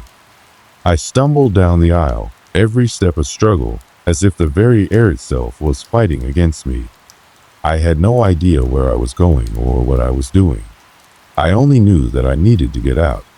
My heart raced in my chest, and each beat seemed to echo louder, as if it too could feel the presence that haunted this train. There was no escape. I reached the door that separated the car from the next one, my hands shaking as I gripped the cold metal handle. My mind screamed at me to leave, to do anything, but I couldn't. I was trapped. The moment I tried to pull the door open, the train gave another violent jolt. It was like it didn't want me to move. I glanced back at the darkened seats behind me. Empty. I could still feel the eyes of the thing, whatever it was, watching me, even if I couldn't see it. The whispers had stopped, but the silence that followed was deafening. It was worse than any noise. It was the silence of being alone, the kind of silence that wraps itself around you like a cold, suffocating blanket. As I stood there, paralyzed by fear and exhaustion, the distant sound of something dragging along the floor reached my ears once again. It wasn't a random noise. It was deliberate. The sound grew closer, faster this time, as if it was being pulled with purpose. My heart leapt in my chest as I spun around, half expecting the figure to emerge from the shadows. But no figure appeared. Instead, a heavy weight settled over me. I could feel it, just behind my shoulder, the sensation of something standing there. Breathing, watching, waiting. My pulse raced, but I couldn't bring myself to turn. The air around me grew colder, and I felt the sharp sting of icy fingers creeping along my spine. My entire body went rigid with fear. And then it spoke. Not in words, but in a low, guttural growl that seemed to come from the very walls of the train, reverberating through my bones. I couldn't understand what it said, but the meaning was clear. This was its domain. This was where it ruled, and I was nothing but a trespasser, a prisoner. I knew I had to leave. I had to do something. I had to find a way out of this nightmare. But what? There was no escape from the train. It didn't matter if I ran or screamed or fought. I had already become a part of it, woven into the very fabric of its dark existence. With trembling hands, I grabbed the door handle once more and yanked it open, throwing myself into the next car. I didn't look back. I couldn't. The moment I crossed the threshold, I was met with more of the same, empty, shadowy seats and a thick silence that gnawed at my mind. My eyes scanned the car frantically, searching for any sign of life. But there was nothing. Only the oppressive weight of dread that followed me wherever I went. I moved deeper into the train, my footsteps faltering as I crept past each row of seats. It was as if the entire train had become an extension of my fear. Each car was just another prison, another trap I had walked into. The walls seemed to close in around me, and the air grew thicker with each step. The dragging sound started again, and this time it was louder, closer, almost right behind me. My heart skipped a beat as I turned, my gaze frantically searching the dark car. But again, there was no one there. I spun back around and froze. The walls of the car were not empty anymore. They were covered in something. Dark, wet stains splattered across the walls, creeping down from the ceiling. I felt a sudden rush of nausea in the pit of my stomach, the metallic scent of blood hitting my senses like a punch to the gut. It was thick and sticky, dripping from the ceiling and pooling on the floor. It was so much, too much, more than one person could ever produce. And in the middle of the car stood the figure. Its outline was blurry at first, shifting like a mirage. But as my eyes focused, I saw it clearly, its shape solidified, dark and ominous, the figure standing motionless in the center of the car. The air around it seemed to warp, as if reality itself was bending under its presence. I could feel my knees go weak. I wanted to scream, but no sound came. My throat was tight, constricted, as though something had wrapped around it and refused to let go. It took a slow, deliberate step forward, its eyes, those cold, burning orbs, locked onto mine. They didn't blink. They didn't look away. They bored into me, deep into my soul, and I could feel something inside me begin to unravel, like I was being pulled apart from the inside out. This was it, the moment I had been dreading. And then, just as suddenly as it had appeared, the figure vanished. Gone. The walls of the train, still dripping with blood, the air thick with the stench of decay, remained. But the presence that had haunted the train, the thing that had followed me, was gone. I couldn't explain it. I didn't know if I had imagined it, if I had been lost in some fevered nightmare, or if it had been real. But one thing was certain, the train had changed. The weight in the air, the oppressive silence, the creeping fear, it wasn't the same anymore. I didn't stay long enough to find out. I ran. I didn't care where I went. I just ran. The train kept moving, but I didn't know where it was taking me. The scenery outside the windows was a blur of darkness, but I didn't care. I had to get away. I had to escape. As I reached the door to the next car, I slammed it open, my breath ragged, heart still pounding in my chest. And that's when I saw them, the others. They were scattered throughout the car, their faces blank, their eyes wide open but unseeing, like they were trapped in a trance, unable to move, to speak, to react. And then it hit me, there were more of them. More people who had been caught in the same nightmare I had found myself in. They were the same as me. They were just like me. I didn't stop. I didn't look back. I ran, and I didn't stop running. The train never slowed. It never stopped. It just kept going. We were all bound to it, caught in its never-ending journey. And as the hours stretched on, I began to wonder, if we ever got off, would we ever really be free? Or had the train claimed us, body and soul, forever? The answer came too late. I didn't know. And maybe I never would. The train continued its relentless journey, winding through the night, each click of the wheels against the tracks echoing through the hollow, empty cars.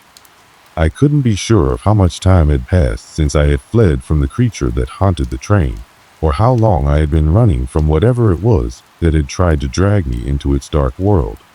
The entire train, the atmosphere, the sensation of being trapped, seemed suspended in an endless loop.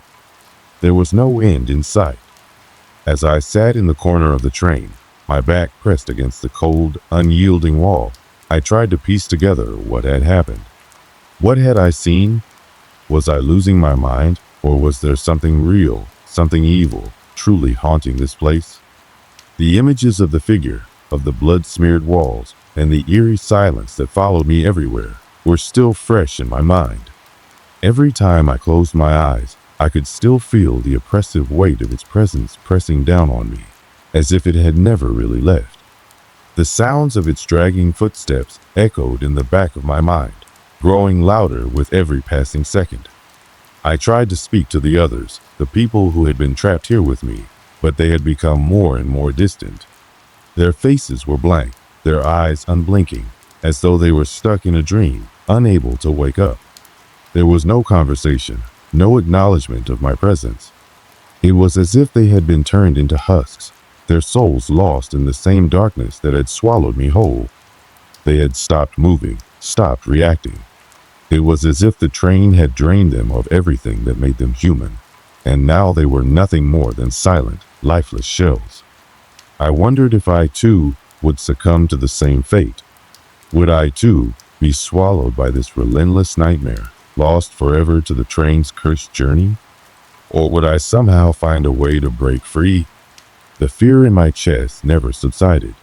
It only grew stronger with each passing moment, as the train's motion became more erratic, as though something deep within the tracks themselves had begun to shift. I had begun to lose track of time altogether.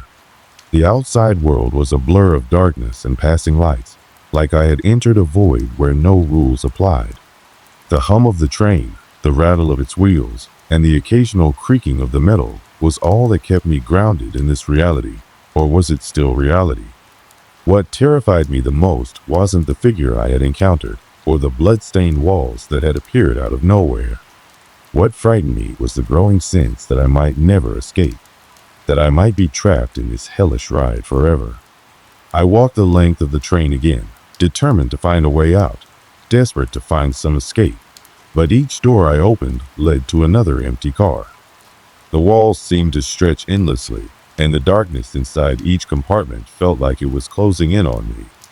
The train had become a maze, a prison I could never leave. My mind raced. Maybe I was losing my grip on reality. Maybe the fear was doing this to me, warping my perception of what was real, blurring the line between what I could see and what I imagined. But even so, I couldn't ignore the sense of something watching me, always watching, always just behind me. It wasn't a figment of my imagination. I knew that now. Whatever had haunted the train, the figure, the presence, the darkness, was real. And it was still here, somewhere, lurking in the shadows, waiting for the right moment to strike again. I stopped at the door of the last car, staring at the metal handle. I couldn't bring myself to open it. Every instinct told me that if I opened it, I might finally find the truth, but that truth might be worse than anything I could imagine. I wasn't sure if I wanted to face it, so I waited. For what? I didn't know. The train's screeching brakes suddenly pierced the silence, a loud, terrifying sound that rattled my teeth and made my stomach lurch. It felt like the entire world had been jolted awake, as if the train itself had sensed my hesitation and was about to drag me into whatever fate awaited those who got too close to its evil heart. And then, suddenly, it stopped. The train stood still, and the silence that followed was absolute. I stepped forward, cautiously, unsure of what to expect. I pressed my ear against the door and listened. Nothing. No sounds of life, no distant whispers, nothing at all. It was like the world had been swallowed whole. With shaking hands, I slowly twisted the handle. The door creaked open with a sound so loud it felt like it would echo through my mind forever. But as I stepped through, I found something I hadn't expected. Nothing.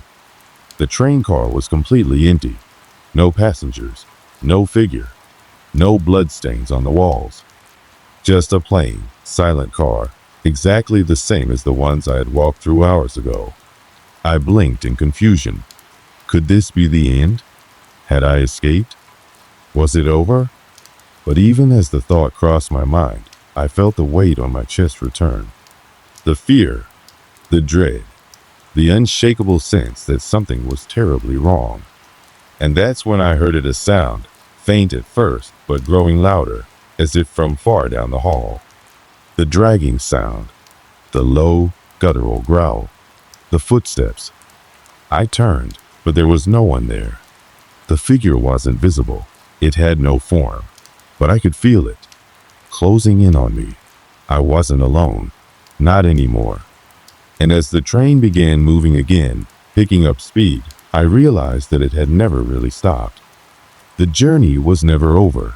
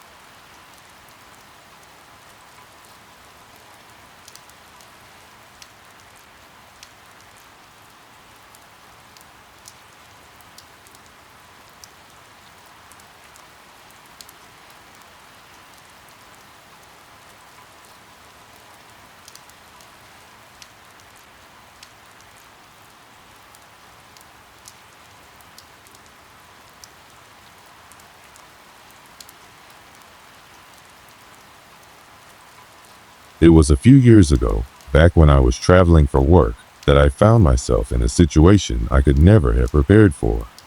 I had been sent to this small town, a place that no one had really heard much about. I'll be honest, it seemed pretty quiet, almost too quiet. I checked into the hotel on a crisp fall evening. The hotel had this old school charm, creaky floors, dim lighting, and a lobby that looked like it hadn't seen a renovation in decades. It wasn't glamorous by any stretch, but it had that rustic appeal that I'd learned to appreciate on my travels. I was there for a business trip, planning to meet with a few clients the next day. I was alone, as usual. That night, after a long day of meetings and some paperwork to wrap up, I settled into my room. It wasn't anything special. A simple double bed, old furniture that looked like it came from a yard sale, and a window that faced the street. But honestly, that was fine with me. I wasn't there for luxury, just a place to crash after a long day. There was another man at the desk when I checked in. He seemed nice enough, but there was something about his eyes, something unsettling. He was polite, but his gaze lingered for just a moment too long, and his smile didn't quite reach his eyes. It was as if he knew something I didn't. I shrugged it off, though. Everyone has their quirks. I walked up to my room, past the old wallpaper, the faded carpet, and the flickering lights overhead. It was a little too warm, but I had grown accustomed to small things being out of place in these kinds of hotels. It was part of the charm, or at least, that's what I told myself. As I unpacked my suitcase and set up my laptop to finish some work, I noticed the odd quietness of the place. No voices, no sound of people walking in the hallways, not even the faint hum of a television from another room. It was just still, almost unnaturally still. I shook my head, trying to focus on my work, but the quietness kept gnawing at me. I told myself it was just the remoteness of the place. Maybe this town was just sleepy. At some point, the light outside began to fade. The small streetlights cast long shadows through the window, and the cold night air began to creep through the cracks in the old window. The room's temperature dropped noticeably, but I didn't mind. I was used to the chill. I pulled the blankets closer and resumed working. Just as I was starting to feel the weariness of the day creep into my bones, I heard it, the softest sound, almost like a tapping. At first, I thought it was coming from outside the window, maybe a branch scraping against the glass. But the sound didn't stop. It came again, then again. Not a scraping noise, but a deliberate tap. Tap, tap, tap. It was coming from the door. I froze, a strange unease rising in my chest. I stood up slowly, walked to the door, and peered through the peephole. Nothing. Just the empty hallway. I couldn't make sense of it, but the tapping had stopped. I checked the lock, just to be sure, and locked it again. I wasn't scared. I told myself it was just the wind, or maybe a prank from another guest. But I couldn't shake the feeling that something wasn't quite right. I sat back down on the bed, trying to dismiss the thoughts racing through my head. But something about the tapping, the silence that followed it, just didn't sit well with me. I tried to focus on my work, but the unease wouldn't leave. The room felt colder, the shadows deeper. The minutes dragged on, each one heavier than the last. That was the first time I began to feel uncomfortable in the hotel. I told myself it was nothing, that I was just tired and paranoid from the trip. But deep down, I couldn't ignore the creeping sense of being watched. And I was starting to wonder, was I the only one in this old hotel? The next morning came with the same unsettling quiet. I woke up to the dim light filtering in through the window, the kind of morning where the sun doesn't fully break through the clouds, and everything outside has a soft, grayish tint. I yawned and stretched, feeling the tightness in my back from the long hours of travel and work. Despite the strange happenings the night before, I was determined to push it all out of my mind. I had a busy day ahead of me, a few meetings and a presentation, all that mattered now. I went to the hotel's small, somewhat dingy breakfast area for some coffee and a quick bite. The place was even quieter than I'd imagined. There were a few other guests, but they kept to themselves, shuffling about in near silence. No one exchanged a word as we ate, and I couldn't help but feel an odd sense of isolation, as if everyone in the room was trapped in their own world, moving mechanically. The staff didn't help matters either. The woman at the counter didn't greet me with a smile, nor did she seem interested in anything beyond handing me a plate and silently gesturing to an empty seat. I got my coffee and muffin, found an empty table by the window, and tried to focus on the tasks ahead of me. But the nagging feeling of something being off didn't leave. The days seemed to stretch on forever, and with each passing minute, I found myself more and more aware of the strange atmosphere in the hotel. After my meetings, I returned to my room to rest before dinner. It was just past 3 in the afternoon when I entered, expecting to find the usual stillness of the place. But something felt different. There was a sense of heaviness in the air, as though the walls themselves were holding their breath. I placed my bag down on the table, and that's when I noticed it, a piece of paper on the desk, folded neatly, as if someone had left it there on purpose. I was certain that when it left that morning, there had been nothing there. Curiosity tugged at me, and I unfolded the paper. It was a simple note, written in a messy hand, but the message was chilling. Don't trust the mirrors. My heart skipped a beat. At first, I thought it was some sort of prank, but a sinking feeling told me otherwise. Who would leave a note like that? And why? My mind raced, trying to make sense of it. I glanced over at the mirror on the wall, which was positioned right above the small desk. The reflection staring back at me seemed normal, but I couldn't shake the feeling that something was wrong. I dismissed the note, assuming it was just some strange joke. Maybe it was a fellow guest trying to mess with me. But as I looked into the mirror, I felt an unsettling chill run down my spine. I couldn't stop staring at it. The longer I looked, the more the reflection seemed to warp, the edges of the mirror darkening just slightly. I turned away quickly, telling myself it was just my imagination. But that night, as I sat in the room trying to relax, the strange incidents began to pick up. It started with the lights. Around 9 p.m., as I settled into bed with my laptop, the lights flickered. It wasn't just a brief flicker either. It was like the room was being plunged in and out of darkness. I froze, watching as the light above my bed stuttered, then went completely out. I tried the switch, but it didn't come back on. I sighed, irritated, and got up to check the other light switches. The one in the bathroom was working, but not the one near the bed. I called the front desk, hoping to get the problem fixed. The man who answered was the same one I'd seen the night before, the one with the unsettling gaze. "It's an old building," he said flatly when I mentioned the light. "Sometimes the wiring's funny. We'll have someone check on it tomorrow." That was it. No apology, no offer to help right then. I thanked him and hung up, but the oddness of his response lingered in my mind. The hotel had this strange way of making everything seem distant, detached, even. I tried to brush it off, but as I lay in bed, the noise started. A soft tapping again, coming from somewhere in the room. It wasn't as loud as the night before, but this time it was accompanied by the faint sound of footsteps, slow and deliberate. My heart began to race, and I immediately sat up, straining to hear. The footsteps were getting closer.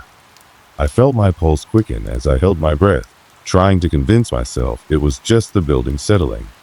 But the sound grew louder, almost as if someone was walking right outside my door. I couldn't make sense of it. There was no one else in the hallway, at least I was sure there wasn't. My mind raced with questions. Who could it be? The building was old, so maybe it was just the creaks of the wood. But this was different. It was rhythmic, purposeful. I got up cautiously and peeked through the peephole. Nothing. Just an empty hallway. But when I opened the door and stepped out into the corridor, it felt off. Like I wasn't alone. The air felt heavier, thick with a strange presence I couldn't quite place. I walked down the hallway, the old wooden floors creaking beneath my feet. The building felt alive somehow, as if the walls were watching me. I turned the corner, but nothing unusual was there. The hallway was just as silent as always. I didn't feel reassured. If anything, the silence felt even more oppressive now. I returned to my room, locked the door behind me, and tried to forget about the unsettling noises. But the sense of being watched didn't go away. That night, as I lay in bed, the room grew colder. The kind of cold that seeped into your bones, making you shiver even under the covers. I pulled the blankets tighter around myself, but no matter what I did, I couldn't get warm. The cold felt unnatural, like it was coming from somewhere else, something beyond the walls. It was then that I realized something. The mirrors in the room, the one above the desk and the one in the bathroom, were reflecting something that wasn't there. For a brief moment, just as I glanced toward the bathroom, I could have sworn I saw a figure in the reflection. It wasn't clear, just a dark shadow in the corner of the mirror. But when I blinked, it was gone. I sat up in bed, staring at the mirror, my mind racing. I couldn't explain it. The reflection was just the same as before, a simple reflection of the room. But the shadow, it had been there, just for a split second. Something was wrong. Something in that hotel, something that I couldn't see but could feel, was making itself known. And I wasn't sure I wanted to find out what it was. The days blurred together after the first few unsettling events. I continued my meetings, tried to act normal, but something was wrong, and I couldn't shake the feeling. The hotel, despite its ordinary appearance, felt different. Every hallway seemed longer, every shadow darker. Even the staff, who were polite but distant, seemed to carry a strange, heavy air with them. The tapping noises had become more frequent. Every night, without fail, I would hear them. Soft at first, almost like the sound of fingernails tapping against the wood. And then, just when I thought it would stop, the sound would change. It became a low, rhythmic thud, as if something or someone was pacing just beyond the walls, just beyond the thin barrier that separated me from whatever was lurking in the darkness. Each night, the sound grew louder, more pronounced, until it was impossible to ignore. I decided to try something. I waited for the noise to start one evening, just after I returned from a late dinner. The room felt colder than usual, the air dense with a palpable heaviness that made each breath feel labored. As I sat on the edge of the bed, my eyes flicking to the mirror that now seemed to dominate the room, I listened. At first, there was silence, stillness. I thought I had imagined it, that perhaps I had just become overly sensitive to the strange atmosphere in the hotel. Then, there it was again. The tap, tap, tap. I froze. It wasn't coming from the walls this time. It was coming from inside the room, from behind the mirror. I stood up quickly, a cold sweat breaking out on my forehead. My breath came in shallow bursts as I walked cautiously over to the mirror. I reached out, my fingers brushing the cold surface, half expecting it to crack under my touch. But the glass remained smooth, unchanged. Then, another tap. Louder this time. I pulled my hand back, heart pounding. I had to do something. I couldn't ignore this any longer. I turned on the light and grabbed the chair, moving it in front of the mirror, as if somehow that would protect me from whatever was behind it. The hotel, the strange noises, the eerie reflections, it was all becoming too much. My mind raced with questions, but I didn't have any answers. I decided to leave the room for a while to clear my head. Maybe it was just the stress getting to me, or maybe the isolation of the place was playing tricks on my mind. As I stepped into the hallway, I felt a slight unease, a sensation that I wasn't alone. The hallway stretched before me, dimly lit by flickering bulbs overhead. The silence was suffocating, the kind of silence that made everything seem muffled, distant. But then, a sound. The faintest shuffle of footsteps, echoing through the hallway behind me. I turned, but there was no one there. I continued down the hall, feeling like I was being followed, yet when I looked over my shoulder, the space was empty. The footsteps continued, distant but unmistakable, as though someone or something was keeping pace with me. I tried to rationalize it, thinking it could be the old building settling, or another guest walking down the hall. But the sound was too deliberate, too synchronized. My heart was racing now, the adrenaline making my hands tremble. I moved faster, almost at a jog, not daring to look back. I reached the stairwell and quickly descended to the lobby, hoping to find some distraction, some escape from the strange tension that had been building. The lobby was just as quiet as always, but the air felt thicker now, as if the weight of something unseen hung in the space. I spoke briefly with the front desk clerk, trying to act casual, but she didn't seem to notice my unease. She simply handed me a flyer about local attractions and wished me a pleasant evening, her eyes vacant, distant. That night, I couldn't sleep. The tapping had returned, louder than ever. I could hear it in the walls, in the floorboards, even in the pipes running through the hotel. It was everywhere, surrounding me, a constant reminder that something was wrong. I lay awake for hours, my body frozen in terror, my mind racing through possibilities, trying to figure out what was happening. Then, just before dawn, I heard something new, a low, guttural sound, like a growl. My blood ran cold. It didn't sound like anything human. I lay perfectly still, hoping that whatever it was would go away, but the growling persisted, growing louder, closer. It was coming from the mirror. I couldn't take it anymore. I had to investigate. I grabbed the lamp and slowly approached the mirror, my hands shaking as I reached out to touch the glass. For a moment, everything was still, and I could hear nothing but the pounding of my own heart.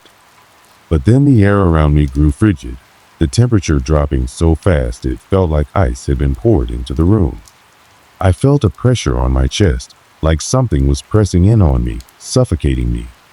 The growl turned into a guttural laugh, deep and mocking, and the mirror began to distort.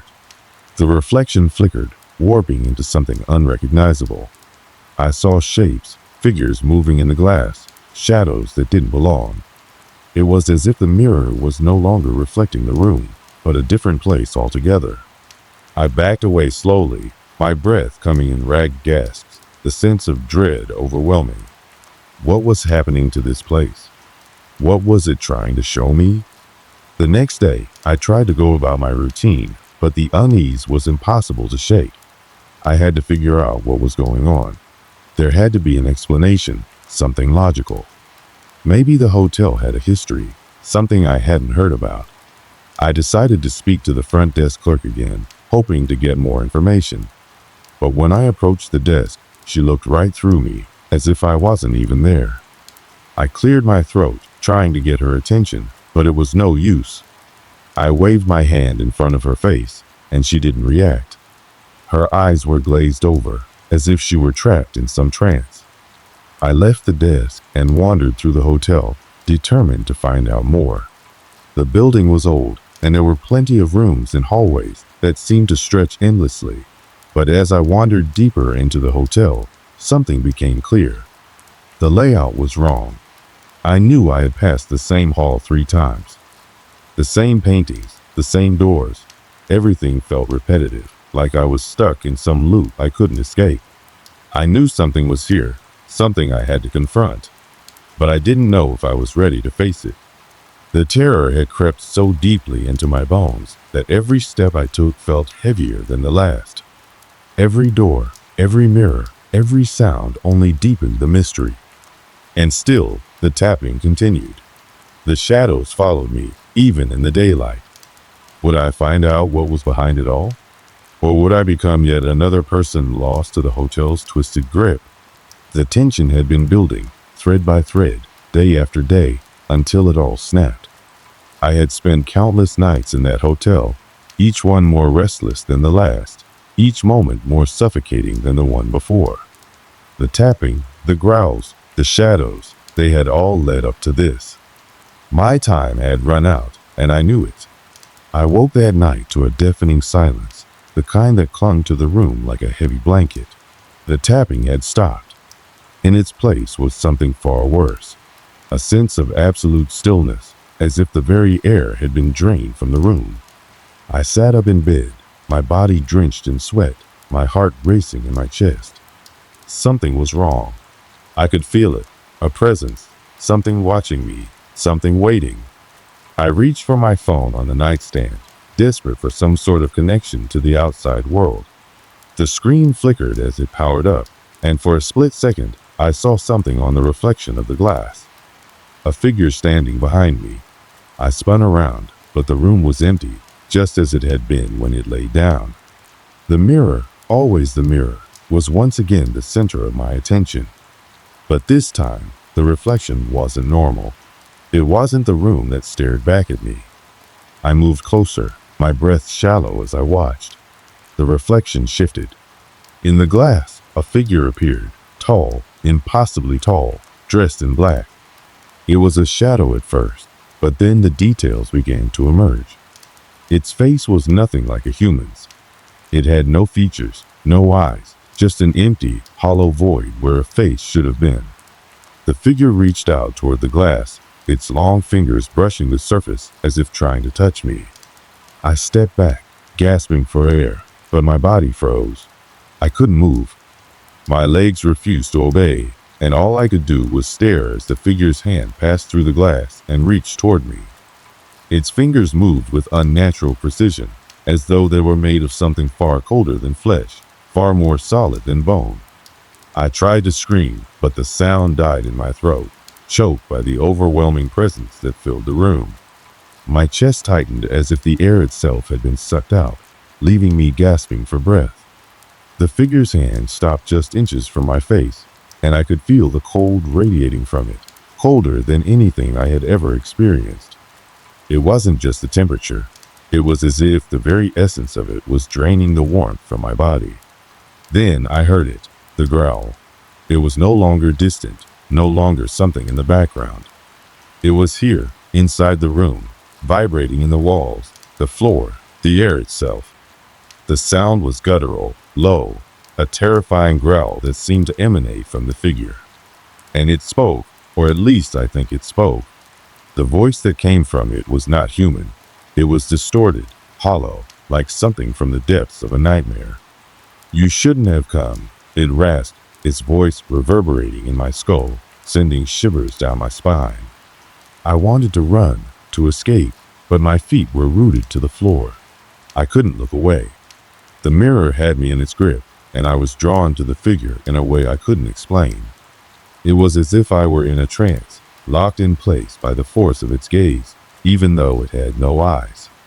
I could hear my heartbeat thudding in my ears, drowning out everything else. But then, as I stood there, trapped by fear, I felt something change in the room. The temperature dropped even further, the air turning so cold it burned.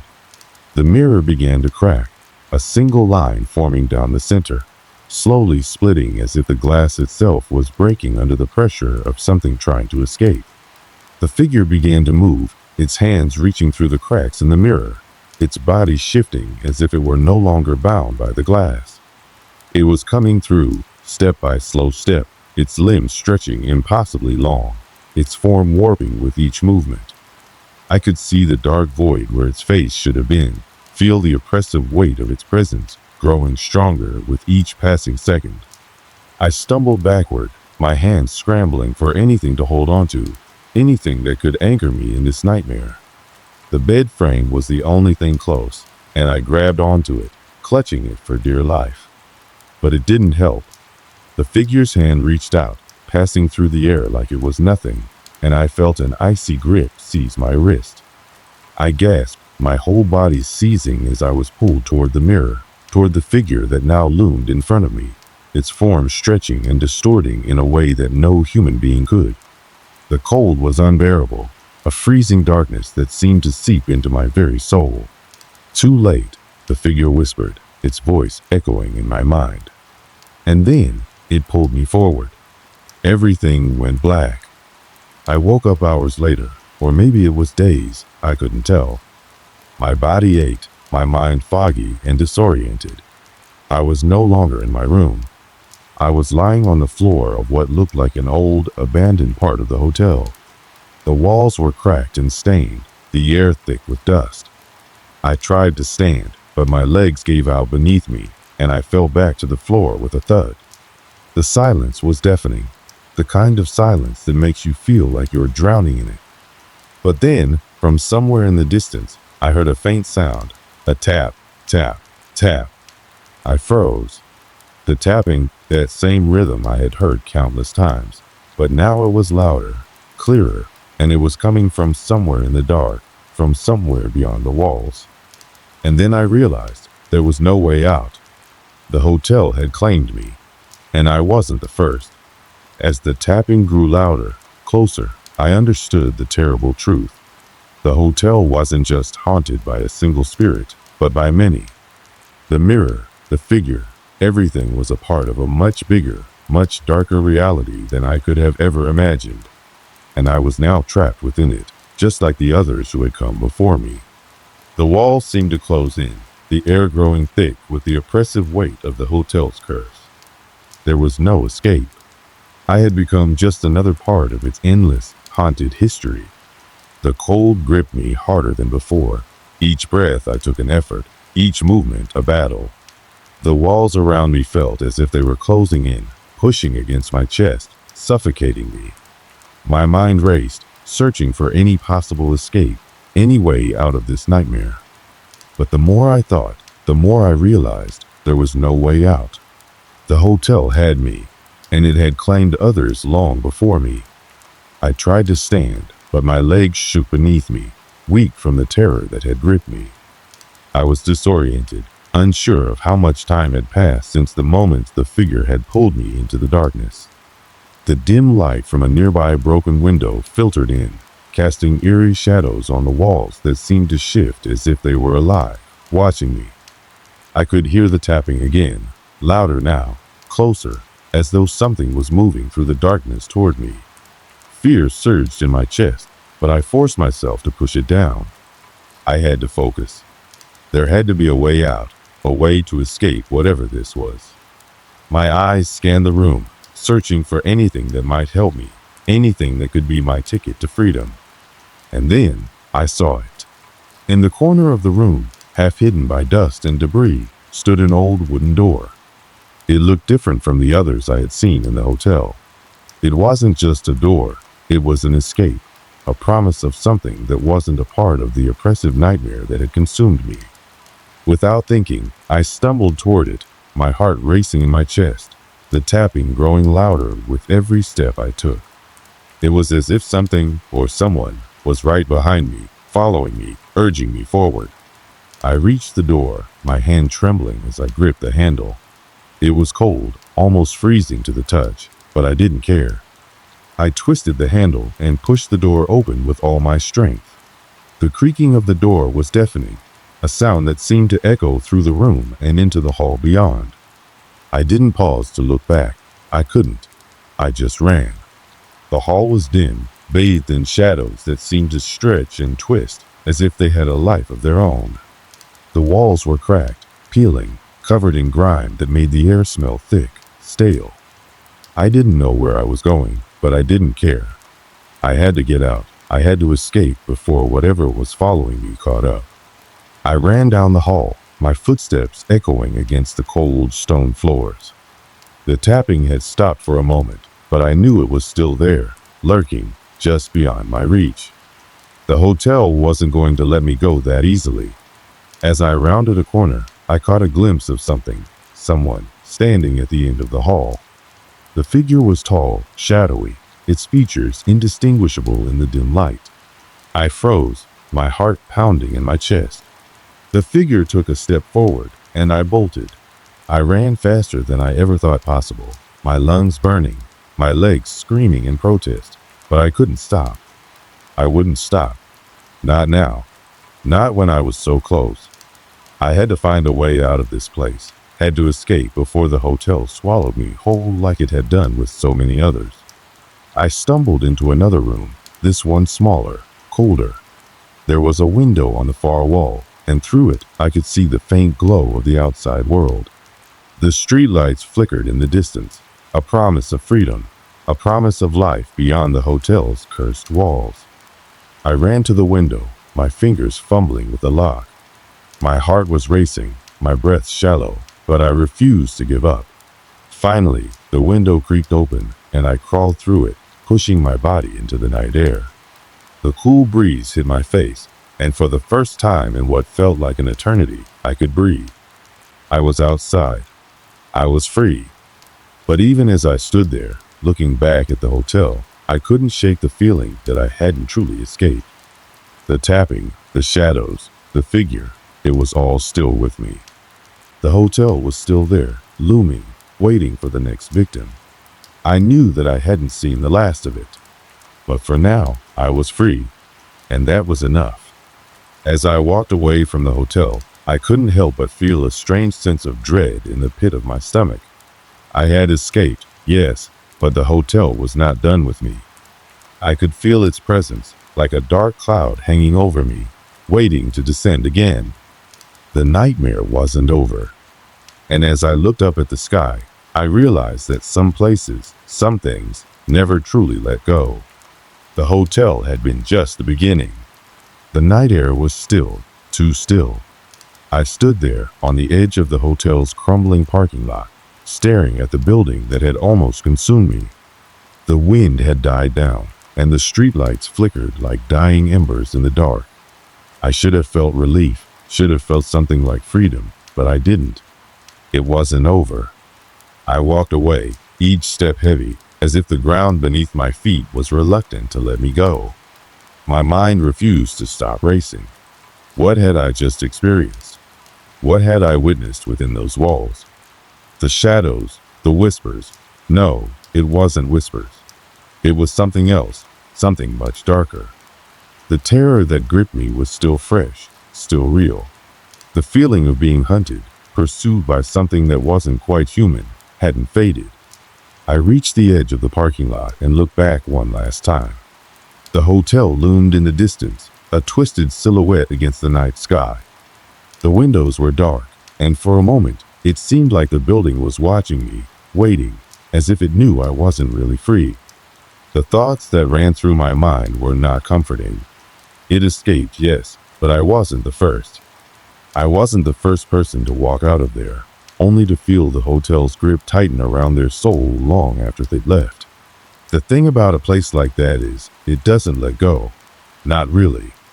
It claws its way into your mind, into your memories, and it haunts you long after you leave. I thought about the others who had entered that hotel before me. People like me, normal, unsuspecting, thinking it was just another stop on their journey. I thought about the ones who had disappeared, whose stories had been lost to the darkness. Had they escaped like I had? Or had they been consumed by the hotel, swallowed whole by its dark corridors and endless rooms? My phone buzzed in my pocket, pulling me out of my spiraling thoughts. I hesitated for a moment before pulling it out, my fingers trembling slightly. It was a message from someone I hadn't spoken to in years. A friend from a time before this nightmare had begun. The message was short, simple, and yet it chilled me to the core. Be careful. It's not over. I stood frozen, staring at the message, the words sinking in like a weight on my chest. I thought I had escaped. But was it really over? Was the hotel finished with me, or was it simply biding its time, waiting for the right moment to strike again? I turned away from the hotel, but the unease never left. It followed me, a presence at my back, a shadow I couldn't shake. No matter how far I walked, no matter how many miles I put between myself and the hotel, I knew deep down that the past never truly stays behind. The past lingers, it waits for you to turn your back. And when you do, it's there, ready to claim you once more. I had hoped to leave it all behind, to walk away from the horrors that haunted those rooms. But I realized now that some things can't be outrun. Some things are meant to stay with you forever. The hotel, with its dark secrets and its twisted hold on the living, had marked me. It had branded me with its terror, and no matter how far I ran, no matter how many years passed, I knew that the memories would never fade. The feeling of being trapped, of being watched, of being hunted, it would always be there, lurking in the corners of my mind. I thought about the others, the ones who had entered the hotel before me. What had happened to them? Had they too been left with the same unease, the same fear that crawled under their skin, no matter where they went? Had they too tried to walk away from it, only to realize that the hotel's darkness had already taken root inside them? I didn't have answers, and maybe I never would. But I had learned one thing. There are some places you can never truly leave. There are some experiences that become a part of you, and no matter how much you try to forget, they'll always be there. I tried to push the thoughts away, but they clung to me, like a weight around my neck, a chain I couldn't break. I knew that, for the rest of my life, I would carry the hotel with me. Its dark corners, its twisted halls, and the faces of the ones who had been lost there. I would never forget. I couldn't, because the hotel hadn't just taken something from me. It had given me something as well, an awareness, a realization that some things are beyond our understanding. Some things are better left alone, left unexplored. As I walked further into the night, I couldn't shake the feeling that the hotel was still watching, waiting for the next moment, the next opportunity to reach out and pull someone else into its grasp. And somewhere, deep in the shadows, I knew it was only a matter of time before it called to me again.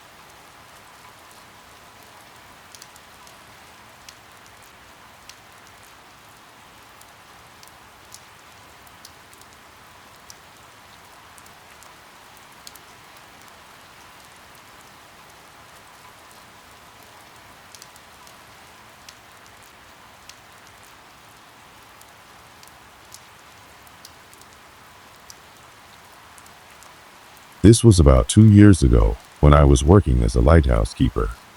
It's not the most glamorous job, but it paid well, and I needed the break from city life. The lighthouse, located on a secluded stretch of coastline, had been inactive for years. Its beam no longer cut through the night, and the foghorn had stopped blaring long ago. Yet, for reasons I could never fully grasp, they decided to keep it open. It was more like a maintenance gig, with me being the lone caretaker. I spent most of my days tending to the structure, ensuring it remained intact, and occasionally having the pleasure of watching the waves crash against the jagged rocks below. The surrounding town was small, practically a ghost town, in fact. The few people who lived there were older folks who had long ago decided that this quiet corner of the world suited their need for peace. I didn't mind it. In fact, I relished the solitude, the chance to escape from the hustle and bustle of urban life. The lighthouse itself was a stunning relic of a bygone era. Its tall white structure stood proudly against the backdrop of the sea, a landmark for the brave souls who sailed these dangerous waters. The inside was old, with worn-out floors and walls painted in a color that had once been bright, but had since faded from years of salt and wind. There was a spiral staircase that led up to the top, where the lantern room overlooked the entire coastline. The view from up there was breathtaking, especially at sunset. But it wasn't the view that would change my life, it was something far more unsettling. I wasn't alone, of course. There were occasional maintenance workers, and a few locals would come by every now and then. But it wasn't the people I was worried about. It was the silence, the type of silence that made every creak of the floorboard sound louder than it actually was. You could hear the wind howling outside and the distant crash of waves, but inside, everything was still. Stillness has a way of creeping into your thoughts and leaving you with an uneasy feeling that something is off. The lighthouse had that kind of silence. It all started on my third week. I had settled into a routine, waking up early in the morning to check the perimeter of the lighthouse, followed by a few hours of cleaning and fixing things around the building. I'd spend my afternoons reading or fishing, keeping busy, but always feeling the weight of the silence. It wasn't long before I noticed the strange occurrences, small at first. But I didn't think much of it. After all, the lighthouse was an old building. Old buildings creak and groan. They settle and shift. But the more I paid attention, the more I realized that these weren't just ordinary noises. Every night, after I would retire to my small quarters, I would hear a faint tapping sound coming from somewhere in the lighthouse. It wasn't loud, but it was enough to catch your attention. I'd check the windows and doors, thinking maybe a gust of wind was making the wood move, but nothing ever appeared out of place. It was frustrating because the tapping sound didn't have a pattern, but it was consistent. It would come and go, sometimes in the middle of the night, sometimes in the early hours of the morning. I'd lie there in my bed, staring at the ceiling, wondering if it was my imagination. But deep down, I knew something wasn't right. Then came the dreams. The first one wasn't too bad. I was standing at the top of the lighthouse, looking out over the ocean, but there was something off. The sky was darker, and the water below seemed more turbulent than usual. As I stood there, I heard footsteps behind me, slow and deliberate, like someone was following me. I turned around, but there was no one there. The feeling of dread, however, was palpable. It was as though something, or someone, was lurking just out of sight, watching my every move. I woke up drenched in sweat, my heart pounding, but I shrugged it off as a bad dream. Over the next few days, the dreams continued, each one becoming more intense. The tapping noise grew louder at night, and now it seemed to be accompanied by something else. A faint whisper, barely audible, but unmistakable.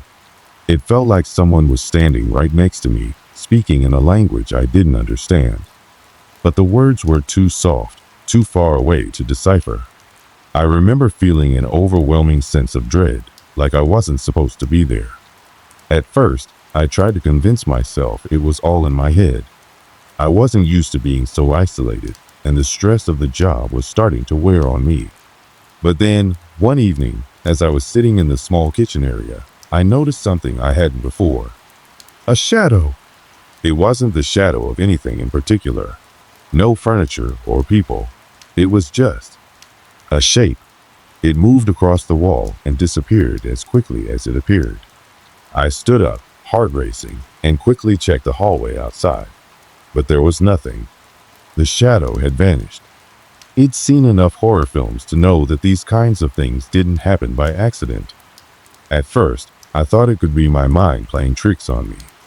Maybe it was fatigue from the long hours of solitude. But as the days went on, I couldn't deny it any longer. Something was wrong at the lighthouse. And so, I found myself standing in the dark hallway one night, staring at the walls, trying to make sense of the silence. I hadn't heard the tapping in hours, but the tension was thick in the air, like a storm waiting to break. I could feel my pulse in my ears, the hairs on the back of my neck standing on end. The air in the lighthouse was always cold, but tonight it felt different. There was a chill that ran deeper than just the temperature. That night, everything would change. The whispers would grow louder. The shadow would become more distinct. And I would have to face the truth that something in that lighthouse didn't want me there. The first truly unsettling incident happened on a particularly quiet night. It had been almost a month since I started my shift at the lighthouse, and the days were beginning to feel like they were blending together in an endless loop of routine. The coastal winds howled outside, rattling the windows and keeping me awake at night. The strange noises, the tapping and faint whispers, had started to become a regular part of my life. But I wasn't ready for what would happen that evening. It had been an exhausting day of maintenance. The lamp in the lantern room needed some adjustments, and the steps outside had been eroded by the salty air, so I spent hours cleaning and repairing. By the time evening came, I was more than ready to unwind. I made a simple dinner, watched the waves crashing against the rocks from the small window in my quarters, and settled in for the night. The world outside was silent, with nothing but the occasional screech of a seagull to break the monotony. After a while, I felt that familiar heaviness in my eyelids, the creeping sensation of sleepiness. I climbed into my bed and pulled the blanket tight around me, trying to shake off the unease that had been gnawing at me for the past few days. The tapping had become less frequent lately, almost as though whatever was causing it had tired itself out. For a brief moment, I thought maybe I could get some real rest. But I was wrong. It started with the lights. They flickered in a way that was far too deliberate to be an accident. The overhead lamp in my room dimmed, then brightened, then dimmed again. I rolled over in bed, staring at the light fixture above me, willing it to stop. I had replaced the bulb just the week before, so I knew it wasn't that. And the electrical wiring in the lighthouse was old, but never had I experienced anything like this before. I sat up, groggy but irritated, and decided to investigate. The silence was almost oppressive as I walked out into the hallway. I expected to find a loose wire or a faulty switch, but everything appeared to be in order. The lights in the other rooms were functioning normally, and the temperature was as chilly as ever. I made my way back to my room, still thinking it was just some electrical malfunction, but the sense of unease didn't leave. As I lay back down, hoping to finally get some sleep, I heard it again. A soft knock. It wasn't coming from the walls or the windows, like I'd heard before. This time, it sounded closer, closer to my door. I froze. The knocking was gentle, rhythmic, like someone was standing just outside my room, tapping lightly on the wood. My heart began to race, and I held my breath, straining to listen. There were no footsteps, no other sounds, just the tapping. It was methodical, almost as if it was waiting for me to respond. I got up, cautiously stepping towards the door. My hand hovered over the doorknob for a moment, hesitant, but curiosity won out. I turned it slowly and pulled the door open just a crack, enough to peer into the hallway. The lights flickered again, casting strange shadows on the walls. Nothing. The hall was empty. I stepped into the hallway, my footsteps muffled against the old wooden floors. The air was thick with silence, the kind of silence that seemed too quiet, too heavy. I checked the windows, closed. The door to the kitchen was locked. Nothing was out of place. And yet, the feeling that I was being watched hung in the air, almost suffocating. I walked through the lighthouse, checking every room, the faint tapping still echoing in my ears. The place felt off, like the walls were closing in on me. I even checked the outside perimeter, thinking perhaps someone was playing a prank on me, but there was no sign of anyone, no footprints in the sand, no vehicles parked on the dirt road that led up to the lighthouse. I returned to my room, unsettled but still rational. I had to admit, it was probably just my nerves getting the best of me. It was dark, I was alone, and I had been isolated for weeks. But I couldn't shake the feeling that something wasn't right. It wasn't just the knocking, it was the silence, the way it seemed to weigh on everything. It was like the lighthouse itself was alive, watching me, waiting for me to slip up. That night, I had a dream, a vivid one. I was standing at the top of the lighthouse, looking out over the ocean. But this time, the water wasn't calm. It was churning, violent, waves crashing against the rocks below with an almost unnatural force. The wind howled, but I couldn't hear it. It was like the world had gone mute. I felt something behind me, something large, breathing down my neck. But when I turned, nothing was there. I called out, but no sound came from my mouth.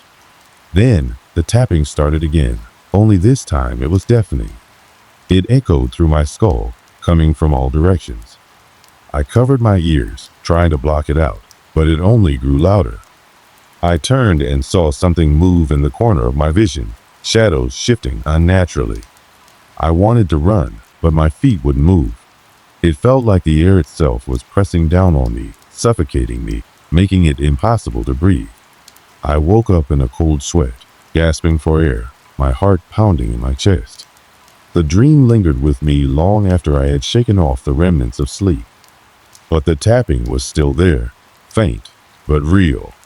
The following morning, I tried to ignore it. I convinced myself it was just a dream, that the knocking was some random anomaly, maybe an old piece of furniture settling. But deep down, I knew it wasn't. And that's when I noticed something else, something far more disturbing. A series of strange markings on the floor near my bed. At first, I thought it might have been dirt or debris that had gotten caught in the rug. But when I bent down to inspect it, I realized the markings were not from anything physical. It looked like something had been scratched into the floor, deep gouges in the wood, as if something had scraped across it, leaving its mark. I backed away slowly, my mind racing. Who or what had done this? That was the moment I realized I wasn't alone at the lighthouse anymore. Something or someone was here with me, and it wasn't going to stop. The strange occurrences at the lighthouse had quickly escalated from mere unsettling incidents to something much more serious. The air seemed to hum with tension, thick with a foreboding presence. As the days went by, the odd events became more frequent and more intense, building upon each other like the swell of a storm, each moment feeling more dangerous and unpredictable. At first, it was just the knocking. It happened every night, but over time, it began to occur during the day as well. Quick, sharp taps on the walls, the windows, the floor. Sometimes, it was so soft that I questioned whether I had heard it at all. But when I went to check, I found nothing out of place. The lighthouse was as quiet as ever. But I wasn't fooling myself. I knew something was wrong. The lights were the next problem. They started flickering again, but this time, it wasn't just the lamp in my quarters. The lights throughout the entire lighthouse began to behave erratically. The hallway lights would flicker in unison, casting strange shadows that seemed to move of their own accord. At first, I told myself it was another electrical issue, a simple malfunction. But the more I thought about it, the more I realized that I couldn't explain what was happening. It was as though the lighthouse itself was alive, aware of my every move, responding to my presence. I could feel the walls closing in on me, the weight of the lighthouse pressing down, heavy and suffocating. Every time I stepped into a room, it felt colder, like the air had changed, as if something unseen was watching me, waiting for the right moment to reveal itself. I tried to remain calm, tried to stick to my routine. During the day, I worked on repairs, cleaning the lantern room, fixing the steps that had become weathered by the harsh coastal winds. But even the mundane tasks felt different now. The lighthouse seemed to groan with every movement I made, the wood creaking in protest, the walls whispering in the silence. It was like the place was trying to communicate with me, trying to warn me. One afternoon, after a particularly unsettling morning where the tapping had been relentless, I decided to investigate. I couldn't ignore it any longer. I had to know what was happening, what was causing all of this. The thought of leaving never crossed my mind. I didn't know where I would go. This lighthouse, with its looming presence, had become my home, however unsettling that may have been. I started with the most obvious place, the attic. It was an area I had avoided since arriving, not because I was afraid of it, but because it had always seemed unnecessary. I had no reason to go up there. The attic was just an old, dusty space filled with forgotten things. But now, it felt like the perfect place to start.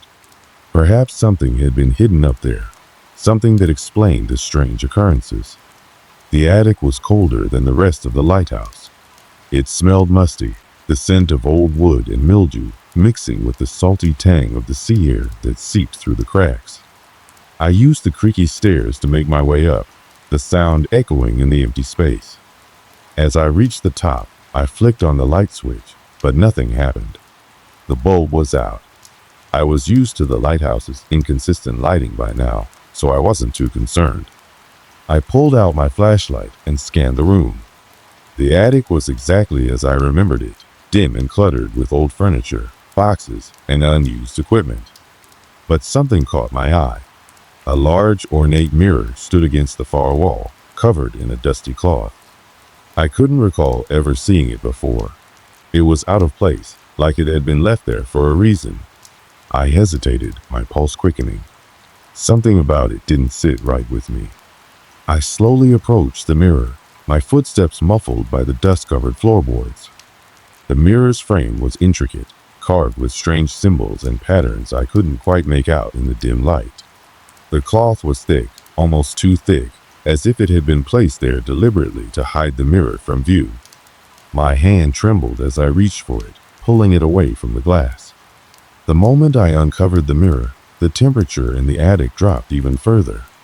A coldness washed over me, sharp and biting. I felt a shiver run down my spine. The mirror's surface was fogged, like it hadn't been cleaned in years. I wiped away the condensation with my sleeve, revealing my reflection. But it wasn't just my reflection I saw. There was something else, something moving behind me, shifting in the shadows. It was too fast for me to make out, but I saw it nonetheless. I jumped back, heart racing. But when I looked again, there was nothing there. The attic was still empty, still silent. I scanned the room once more, my eyes darting over every corner, but there was no sign of anything out of the ordinary. I was beginning to question my own sanity. Had I imagined it? Had the isolation and the eerie atmosphere of the lighthouse finally gotten to me? The days that followed were even worse. The knocking grew more frequent, no longer just a gentle tap, but a heavy, forceful pounding, as though someone or something was trying to break through the walls. The lights flickered constantly, casting long, distorted shadows in the corners of every room. And the cold, the unbearable cold, began to spread throughout the lighthouse, seeping into my bones and making it impossible to get warm, no matter how many layers I put on.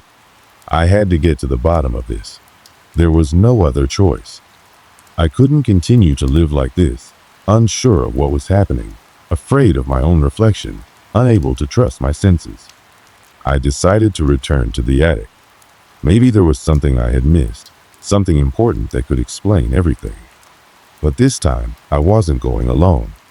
I called the lighthouse keeper from the nearby town, hoping that maybe a fresh set of eyes would offer some clarity. He was an older man, someone who had worked at the lighthouse for years, but he had always avoided the attic, claiming it was too dangerous. When I mentioned the strange occurrences, he grew uneasy, reluctant to speak. It was almost as if he knew something I didn't, but he agreed to come. And when we arrived at the attic together, something shifted. The air was thicker now, more oppressive, like it was alive and aware of our presence.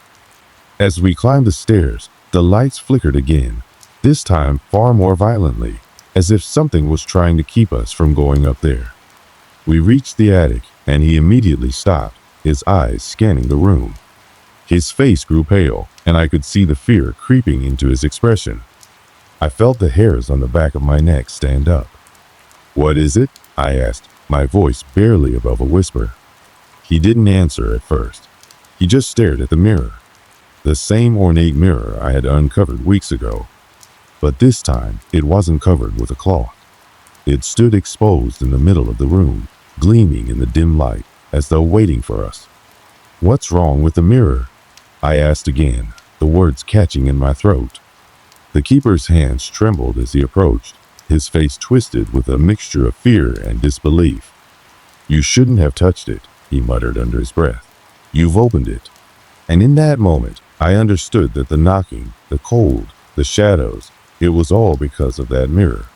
Something had been trapped there, something dark, something that had been waiting for the right moment to escape. We weren't alone anymore. The room seemed to shrink around us as the keeper and I stood there, staring at the mirror. It gleamed unnaturally in the dim light. It surfaced smooth, almost too smooth, like glass, but somehow more sinister. I felt a sharp prickling sensation at the back of my neck as the keeper took a step forward, his face pale and tense, his hands trembling as if they no longer belonged to him. I glanced at him, confusion and fear swirling inside me. "What do you mean, opened it? What is this thing?" He didn't respond immediately.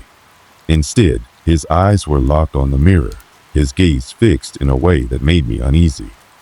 I followed his line of sight and caught a glimpse of something in the reflection.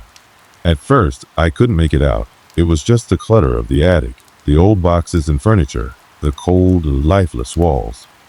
But then I saw it a shape, dark and shifting, something that didn't belong. The keeper stepped back abruptly, his face etched with terror. "We have to leave. Now. You've let it out. It was never meant to be disturbed." Before I could ask what he meant, the temperature in the attic plummeted. The cold that had been creeping in from the walls became unbearable. It wasn't the natural chill of the sea air anymore. It was something colder, more malevolent. The kind of cold that sank deep into your bones and made your breath freeze in the air. I could see my breath now, and the keeper was shivering violently, his hands clasped tightly to his chest. "What the hell is happening?" I hissed, my voice sounding far too loud in the oppressive silence. He didn't answer, his lips trembling. He was shaking so badly now that I feared he might collapse. His eyes were wide, his expression one of pure horror, and as I looked toward the mirror once more, the shape within it began to grow. It shifted and stretched, as if coming closer, as if the glass was no longer an obstacle.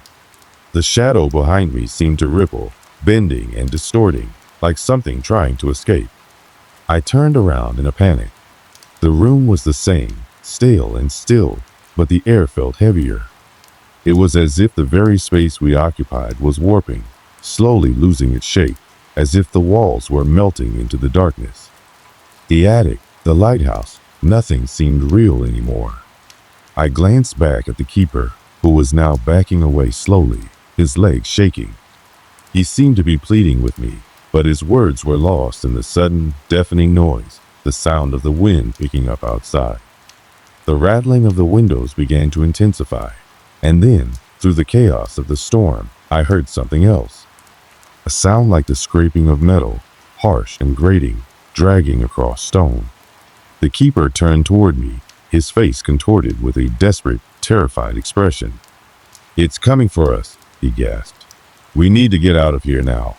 But it was too late. I felt something shift behind me, something large and heavy.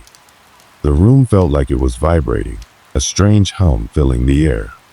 I spun around, my heart thundering in my chest, and there, standing in the mirror, was the figure.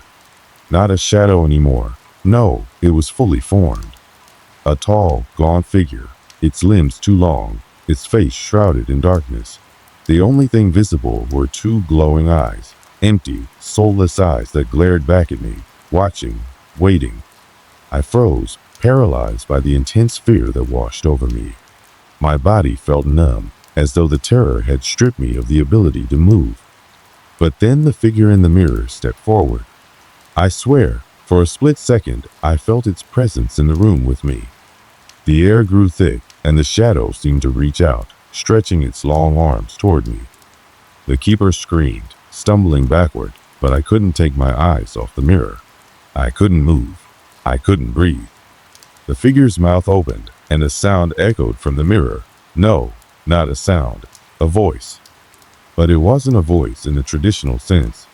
It was like a terrible, unearthly sound, a low growl mixed with a distant, guttural hum, resonating in my chest and rattling my bones. I felt the air press down on me, heavy and suffocating, as if the space around me was closing in. "Leave! Now!" the voice rasped, its words clear despite the unnatural tone. "You have disturbed me. Now you must pay." The words were more than just a warning. They were a command. My body finally responded, and I stumbled back, tripping over the old furniture in the attic. My heart raced, and I fought to breathe, gasping for air as the keeper screamed, his voice breaking through the terror that gripped me. "We're trapped," he yelled, his voice cracking. "We can't leave. The door's locked." I turned, my eyes darting to the attic door, and sure enough, it was locked. Panic set in, and I grabbed at the handle, shaking it violently. It wouldn't budge. It was as if the lighthouse itself was holding us in, refusing to let us escape. The figure in the mirror was growing closer, its long limbs stretching toward us with unnatural speed. It was no longer just a reflection. It was real. It was here. I could hear the keeper's voice, pleading, his eyes wild with terror. "We have to break the mirror. We have to stop it from coming through." I barely heard him. My gaze was fixed on the figure as it advanced.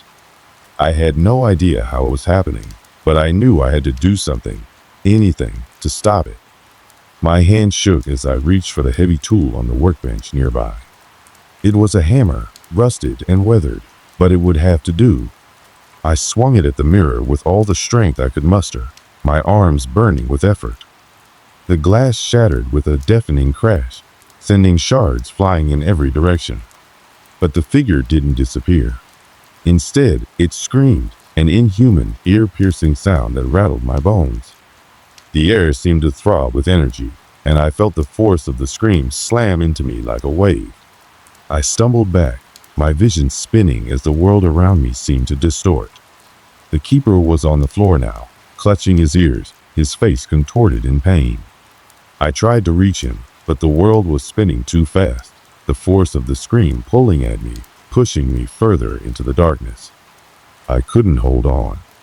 And then, as suddenly as it had begun, everything stopped. The room was silent. The temperature began to rise, and the air grew still. The storm outside was gone. The knocking, the flickering lights, the cold, all of it ceased. It was as if the mirror had never existed. I looked around in confusion. The attic was the same as it had always been. The keeper was on the floor, shaking uncontrollably, but he was alive. He hadn't been taken, not like I feared. But something was wrong. My heart was still racing, my breath shallow. And then I saw it, the mirror, shattered on the floor. But the pieces weren't just shards of glass. No, they were reflections. Tiny reflections of the figure, staring back at me from each piece, eyes glowing, waiting. The fear didn't leave. It lingered in the air, thick and oppressive. The thing hadn't gone. It was still there, waiting for another chance. We stood in the aftermath of the chaos, the stillness of the room around us almost suffocating. The pieces of the broken mirror lay scattered across the floor, the reflections of the figure still haunting each shard, its hollow, glowing eyes staring back at us. My hands were trembling as I reached for the keeper, pulling him to his feet. His face was pale, his breath coming in short, shallow gasps as he glanced around the room in a daze. Are we safe?" I asked, my voice shaky, unsure if I wanted the answer. He didn't respond immediately. Instead, he kept his eyes fixed on the shards of glass, his expression distant. For a moment, I wondered if the terror had driven him mad. But then he shook his head, as if clearing away a fog, and looked at me. "No," he said softly, "it's not over." The weight of his words sank into me like a stone. My stomach churned as I stared at the mirror pieces. What had we done? What had I done? There was no escaping the fact that we had awakened something ancient, something far worse than we could have ever anticipated. The keeper staggered to his feet, and I followed, not sure if I could trust him. He moved swiftly, almost too quickly, and before I could stop him, he began gathering the glass shards into his hands, the reflections staring up at him with unnerving clarity. "We have to destroy all of it," he muttered, more to himself than to me. "We can't leave any trace." I stepped forward, but something in my gut told me to stop. Something felt wrong. The air in the room had shifted again, still heavy, but now suffused with an unsettling silence. It wasn't the quiet of relief. It was the quiet of something waiting, watching. "What are you doing?" I asked, my voice barely a whisper. The keeper didn't respond, his face locked in a grim expression as he worked. I felt a chill crawl up my spine. He was acting as though there was no way out. Then, without warning, the lights flickered again, but this time the flickering seemed deliberate. The shadows in the corners of the room stretched and twitched, as if alive, as if the very space was shifting around us. I could hear the wind howling outside once more, despite the storm having passed hours ago. "Stop," I shouted, stepping back. "We need to leave. Now." The keeper paused for a moment, his gaze meeting mine. His eyes were wide, filled with a mixture of fear and resignation. He didn't speak, but his expression was enough to send a shiver down my spine. Suddenly, the air thickened with an invisible pressure, and I felt someone, behind me. The temperature dropped again, just like before. I spun around, but nothing was there. Not at first. And then I saw it. The shadow in the mirror, it wasn't just a reflection anymore. It was stepping out, inching closer, its long limbs stretching, reaching, as though it was pulling itself into our world. The space around it bent unnaturally, and I could feel the ground beneath me tremble. "Run!" the keeper screamed. "We can't stop it." I didn't need to be told twice. I turned and bolted for the door, my heart hammering in my chest as I threw my shoulder against it. It wouldn't budge. I cursed and slammed into it again, panic rising in my throat. The keeper was behind me, his breath ragged as he tried to unlock it, his hands shaking so violently that the key wouldn't fit. The thing was getting closer. I could hear its unnatural movement, the scraping sound of its limbs across the floor, its low, guttural breath filling the air. And then it spoke again, the voice from the mirror, but now it was louder, more menacing, almost like a growl. "You cannot escape," it hissed, its voice reverberating around us, vibrating the very walls. "You are mine." I screamed as I backed away from the door, realizing the keeper was no longer even trying to unlock it. He was staring at the shadow, his face frozen in terror. I grabbed him by the arm and yanked him away, pushing him toward the back window. "There has to be another way out," I shouted, my eyes wild with panic. "We have to move now." The keeper didn't respond. He just stood there, as if paralyzed by fear. His eyes were still locked on the shadow, his face ghostly pale. I could hear the thing drawing closer, its movements deliberate, slow, as if it were savoring our fear. "Please," I begged, my voice shaking, "we have to leave." Finally, the keeper snapped out of his trance, his hand reaching for the window, his fingers fumbling with the latch. With a sudden, desperate motion, he threw open the window and pushed me toward it. The air outside was frigid, the sea winds howling with a violence that matched the storm from before. Without hesitation, I climbed through, followed by the keeper, though I could hear the creature's voice behind us, louder now. "You cannot escape," it repeated, its words distorted by the wind. We ran. We didn't look back. The storm had returned with a vengeance, battering us with rain and gusts of wind, but we didn't care. We didn't stop running until we reached the small boat docked by the lighthouse, its hull creaking in the storm. We barely made it into the boat before the full force of the storm hit, waves crashing over us as we rowed as fast as we could. The lighthouse grew smaller behind us, its lights spinning in the distance, but the shadow of it, the thing that had been watching us, was still there, lingering in the periphery of my mind. I couldn't shake the feeling that it was waiting, just waiting for the next moment, the next chance to come through. We never spoke as we rowed. There were no words that could describe what had just happened. And when we finally reached the shore, I thought for a moment that maybe it was over. Maybe the creature was gone. But the wind, the dark clouds, the eerie silence, it felt wrong, like we were still being watched. We parted ways without another word. I never saw the keeper again. As the days passed after that dreadful night, the memories of the lighthouse began to blur, and yet they never truly left. They lingered in the corners of my mind, like the shadow of something forgotten but still present. I tried to move on, to resume life as it was before the storm, before the keeper, before the thing that haunted the lighthouse. But no matter how hard I tried, there was no escaping the weight of what we had encountered. I couldn't shake the feeling that something was waiting for me, that something had followed me back from that godforsaken place. The peaceful quiet of my home felt suffocating, almost like the calm before a storm. Every flicker of a light, every creak of the floorboards, every gust of wind outside made my heart race. I'd become a prisoner of my own mind, never truly feeling safe again. In the weeks that followed, I couldn't stop thinking about the keeper. What had happened to him? Had he made it out? I tried to find him, tried to ask around in the small coastal village where we had lived for those few days, but there were no signs of him. No one remembered him clearly. No one had seen him leave. It was as if he had simply vanished, like a ghost. The more I thought about it, the more I realized how little I truly knew about the keeper.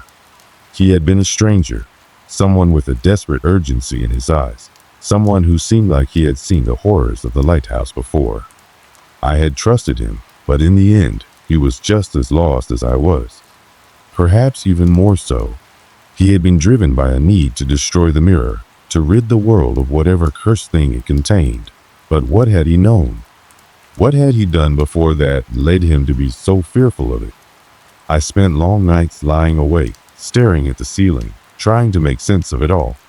The creature, the mirror, the strange way the lighthouse had twisted and shifted as if it were alive. None of it made sense. Nothing about that night was natural. But deep down, I knew one thing. Whatever had happened, it was far from over. The memory of the figure in the mirror, its hollow eyes, its cold, gnarled hands reaching out, haunted me. Even now, in the quiet of my room, I would sometimes catch glimpses of something moving in the corners of my vision. At first, I dismissed it as my mind playing tricks on me, but the longer I tried to ignore it, the stronger the feeling became. It was watching me, waiting. Perhaps it had never really left. Perhaps it had followed me home, just like I had feared. One evening, after a particularly long day, I was sitting in my living room, the weight of exhaustion pulling at my eyelids, when I heard a sound. It was faint, barely noticeable at first. A whisper of movement, the scrape of something against wood. I froze. My heart hammered in my chest as I turned toward the door. I knew what it was before I even looked. I could feel it. The air had shifted. The atmosphere had changed, like a pressure was building. I wasn't alone. The shadows in the corner of the room stretched unnaturally, just like they had at the lighthouse.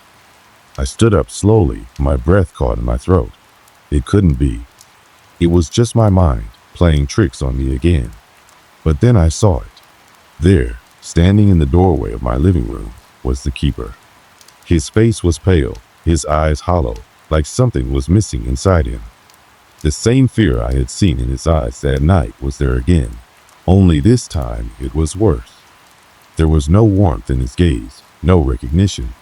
It was as if he had become part of the thing we had tried so desperately to escape. "Help me," he whispered, his voice barely audible. I froze. For a moment, I didn't know what to do. The man I had trusted, the one who had seemed so determined to end the curse, was now nothing more than a shell of a person, a shadow of the figure he once was. What had happened to him? Had the creature claimed him, or had it simply twisted him into something else? "Please," he repeated, stepping closer. "It's not over. It never will be." My breath caught in my chest. I wanted to run, to escape, but I couldn't.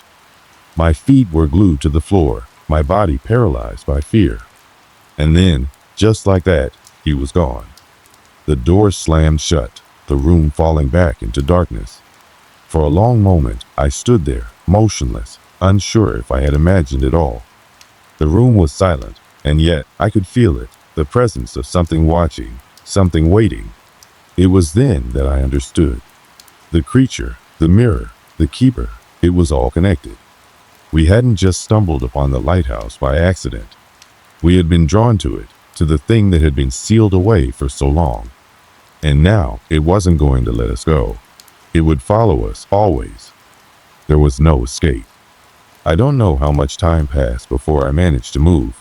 The shadows in the room felt heavier, the air thicker. But I had to leave. I had to get out, or I knew I would never escape.